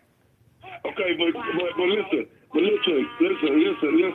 Portia, I'm trying to get you to, you got to carry this out ladylike. You don't even stoop to that level. Fuck that shit. She wasn't being ladylike when she made a motherfucking sex tape, huh? Ladies don't make motherfucking sex tapes now, do they? With Devin? Oh, for real, Devin? Okay. All right. Thank you. Okay, look, can I ask you something? I mean, I know you're trying to graduate now. What's going on with you and Devin? Wow. He was supposed to be it. You know what I'm saying? Like, we met each other's families. Wow. With a fucking bitch who ain't really got shit. You know what I'm saying? I'm working my ass off for this man. This man is supposed to be my man. And he... Wow. Yeah, okay. He had a fucking sex tape. That's crazy. That is so fucking crazy. I gave him my life, my heart, everything. And he's fucking around. Do you know how many other niggas I could have got? I mean, this don't even seem like him. I don't really know what to say. I really don't. I really don't even know. Wow. So we're supposed to be getting married, Malik. That's what he's telling me. That's what he's telling my family. That's what he's telling his family. But he making fucking tapes with an ugly, ratchet-ass, dank-ass hodo? For real? And she a fucking drama major. What the fuck she about to do with that? Huh? Okay, Portia, listen though. I mean, since they did a tape, if you want to, we could do one to get back at them. Me and you. What? You called me, talk about some women empowerment shit, but you trying to fuck me? You know what? Fuck you and your stupid ass organization, Malik. Fuck you! You ain't about shit. Okay, can I? All right, hey baby, can I say one more thing though? Can I say one more thing to you? What the fuck do you want? I just want to tell you that Devin gave me your phone number to call you. This is nephew Tommy from the Steve Harvey Morning Show. Your boyfriend Devin got me to prank phone call. Boy, they be laughing for joy. They be happy as I don't know what when they find out it's a lie. Y'all got my blood pressure all up, got me angry. Oh, I'm so sorry, nephew Tommy. No. Sorry. Hey, what you majoring in? I'm a science major. amazing. Okay, hey, your boy Devin got it. He loves you to death, though. Devin loves you to death. I'm glad, because he was about to get messed up. I love him too. I love him too. Hey, one more thing, baby. Tell me what's the baddest radio show in the land? The Steve Harvey Morning Show. Hey, tell everybody that I'm Malik and I represent BAM. Okay, Black Awareness Mission. All right. You know what? There is actually a Malik on campus, and that's who I thought you was, man. Y'all good. Y'all real good. Y'all good. Y'all got me. Got my blood pressure. Now I gotta go take my medicine. Hi, this is Mitch speaking. Hello. That's Can I speak crazy. to Kelly? She's not in. Who am I speaking with? This is Cameron. Do you know when she'll be back home? No, brother, but is it something I could do? I mean, I could definitely take a message. Are you her husband? Yes, I'm her husband. So what's your name again, brother? What's your name? Her name is Cameron. I was trying to get Kelly on the phone. I wanted to talk to her. I'm sorry, Cameron. You gotta let me know something. You know what I mean, brother? Like you calling and something, you crying. Kelly broke up with me a couple of days ago. I can't go through it, man. Hold on, brother. You said she broke up with you, like my wife Kelly. Are you sure you had the right number? Kelly and I have been secretly seeing each other, man, for the last 10 years.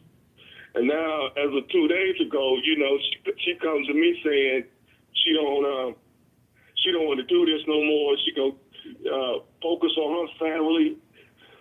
And I've been there for her through thick and thin. Anything she needed, anything she wanted, whenever her kids was doing something, I supported her. Oh, nigga. Not my wife, not my Kelly. Like your daughter Erin, you know, I go to the cheerleading competitions when she's cheering. Nigga, you don't know you don't know my wife. You got the nerve to be calling my phone? Man, I just want Kelly back.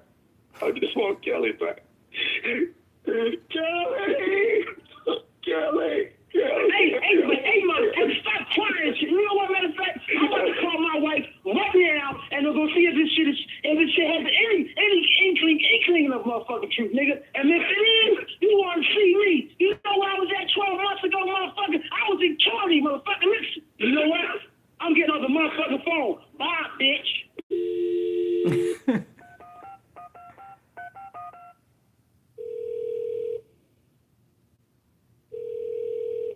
Hey, pussy nigga, what the fuck you blocking your phone number for? You know what? My wife ain't picking up, but I bet you this, motherfucker. I bet you this. When she do this, Listen, dude, I ain't trying to go fist the cup with you, man. Fuck you. You gonna call me, talking about kids and all this shit, and now you doing all this shit. My wife got the audacity to call me. Hold on, bitch. What? Hello? Is Kelly there? Look, make sure you tell her to call me. All right. Hello? Hey man, look, dog, you getting irate, man. All I wanted you to do, I wanted you to talk to Kelly, man, and see if you can get her to just understand, well, you know, not to do this. Understand what, pussy? Hey, dog, everything been good for 10 years, dog. Everything been good, you know? Hold on, bitch, nigga. Hold on, bitch. Hold on. Hello? Mama D. Yeah. Have you talked to Kelly or had some chance to speak to Kelly today? Well, can you tell her, tell her to give me a call on my cell or give me a call at home? No, nothing is wrong. Everything's fine. All right, love you too. All right. Bye. Dude, you do not have to call Mama D, man. You did not have to do. You know she got high blood pressure. You didn't have to call Mama D. Listen, man. If you fucking my wife, you know my mother-in-law, I'm gonna find out, nigga. And if it is true, you know what? You can have fucking Kelly. You can have her ass, but I guarantee you this, motherfucker. I will have your ass. I'm gonna hunt your ass down, motherfucker. You better have some fucking eyeballs in the back of your motherfucking head. You better buy some. Hey man, dog, calm down. You know what, man? When I see you at church, man, it don't even seem like you can act like this, dog. Nigga, you go to my church, motherfucker. You go to my church? Have you ever shook my hand, motherfucker? I'm gonna say this, man. When Tommy introduced me to Kelly, I did not think you was gonna come to. Who the fuck is Tommy? Huh? Say what? You heard that shit, motherfucker? I said, who the fuck is Tommy? You said Tommy introduced you to my wife. Who the fuck is Tommy? You don't know Tommy? Motherfucker, dog, man. Listen, man. Who the fuck is Tommy, dude? For real, Tommy, man. Tommy. Nephew Tommy. From the Steve Harvey Morning Show. It's me, baby. Your wife Kelly got me to prank phone call you. Nigga.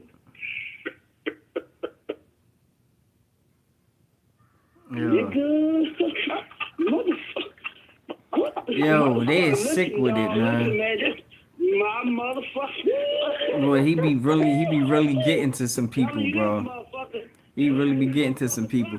You disgust me, simple. Who you talking to? Who you talking to? Yeah, I'm asking somebody whoever's saying you disgust me.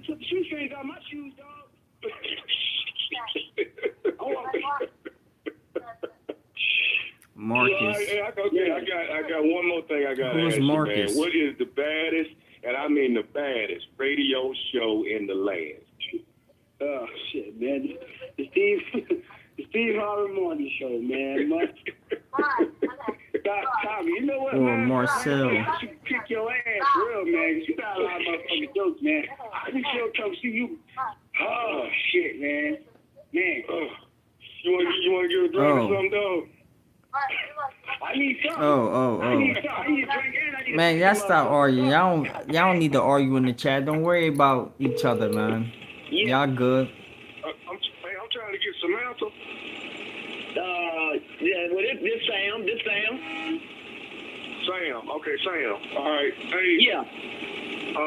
Okay, I thought it was Samantha. Okay, it's Sam? Yeah, Sam, man. What's up? Okay, hey, my name Calvin. I wanted to reach out to you, holler at you about Tyree. Tyree. About Tyree? Tyree, your girl, right? Your girlfriend? Yeah, she is. Okay. How long y'all been together? We've been together about 10, 11 years. Wow, what's going on? Well, listen, me and Tyree been hollering at each other for like the last few months or whatever. And I wanted to reach out to you. You know, Tyree didn't want to call you. She wanted me to call you. And I wanted to tell you that, you know, Tyree done decided she wanted to start hanging with me. She want me to come over to the house and pick her stuff up. Oh, yeah? Oh, yeah, really? Really, that's what's going on. You calling me, she done told you to call me and tell me this bullshit? Basically, what I wanted to do, Sam, is just have a man-to-man talk with you and just let you know. Yeah, well, that's what's going on right now. Don't do it, because right now you just talking a bunch of bullshit. What's up? No, what I'm saying is that, you know, Yo, this gonna be the last one, and I'm gonna go ahead and reset because I got to get some other things done. You know what I'm saying? So this gonna be the last one. It is whatever. If you want to come get Tyreek shit, come get Tyreek shit, but it ain't going out. We ain't going out without a fight. Nigga, I'm not tripping. I'm not tripping with you, and I'm not tripping with her. But you come to my motherfucking house talking about getting something from my house, then it's going down. Me and you, nigga. Me and you. So what's up? You coming to get our shit? Cause I'm on the road right now in these shorts, but nigga, I'll meet you there. So if you coming to get our shit, come on with it. Okay, hold up though. Let's back up. Cause see, like I say, I'm trying to handle this, you know, where we ain't gotta have no problem. All I want to do is come in the can get it over to me. Nigga, you think you just finna come into my motherfucking house and get my gas shit that I've been with all these years? You think you just, and it's just gonna be, we're just gonna be peaches and cream. You got me fucked up.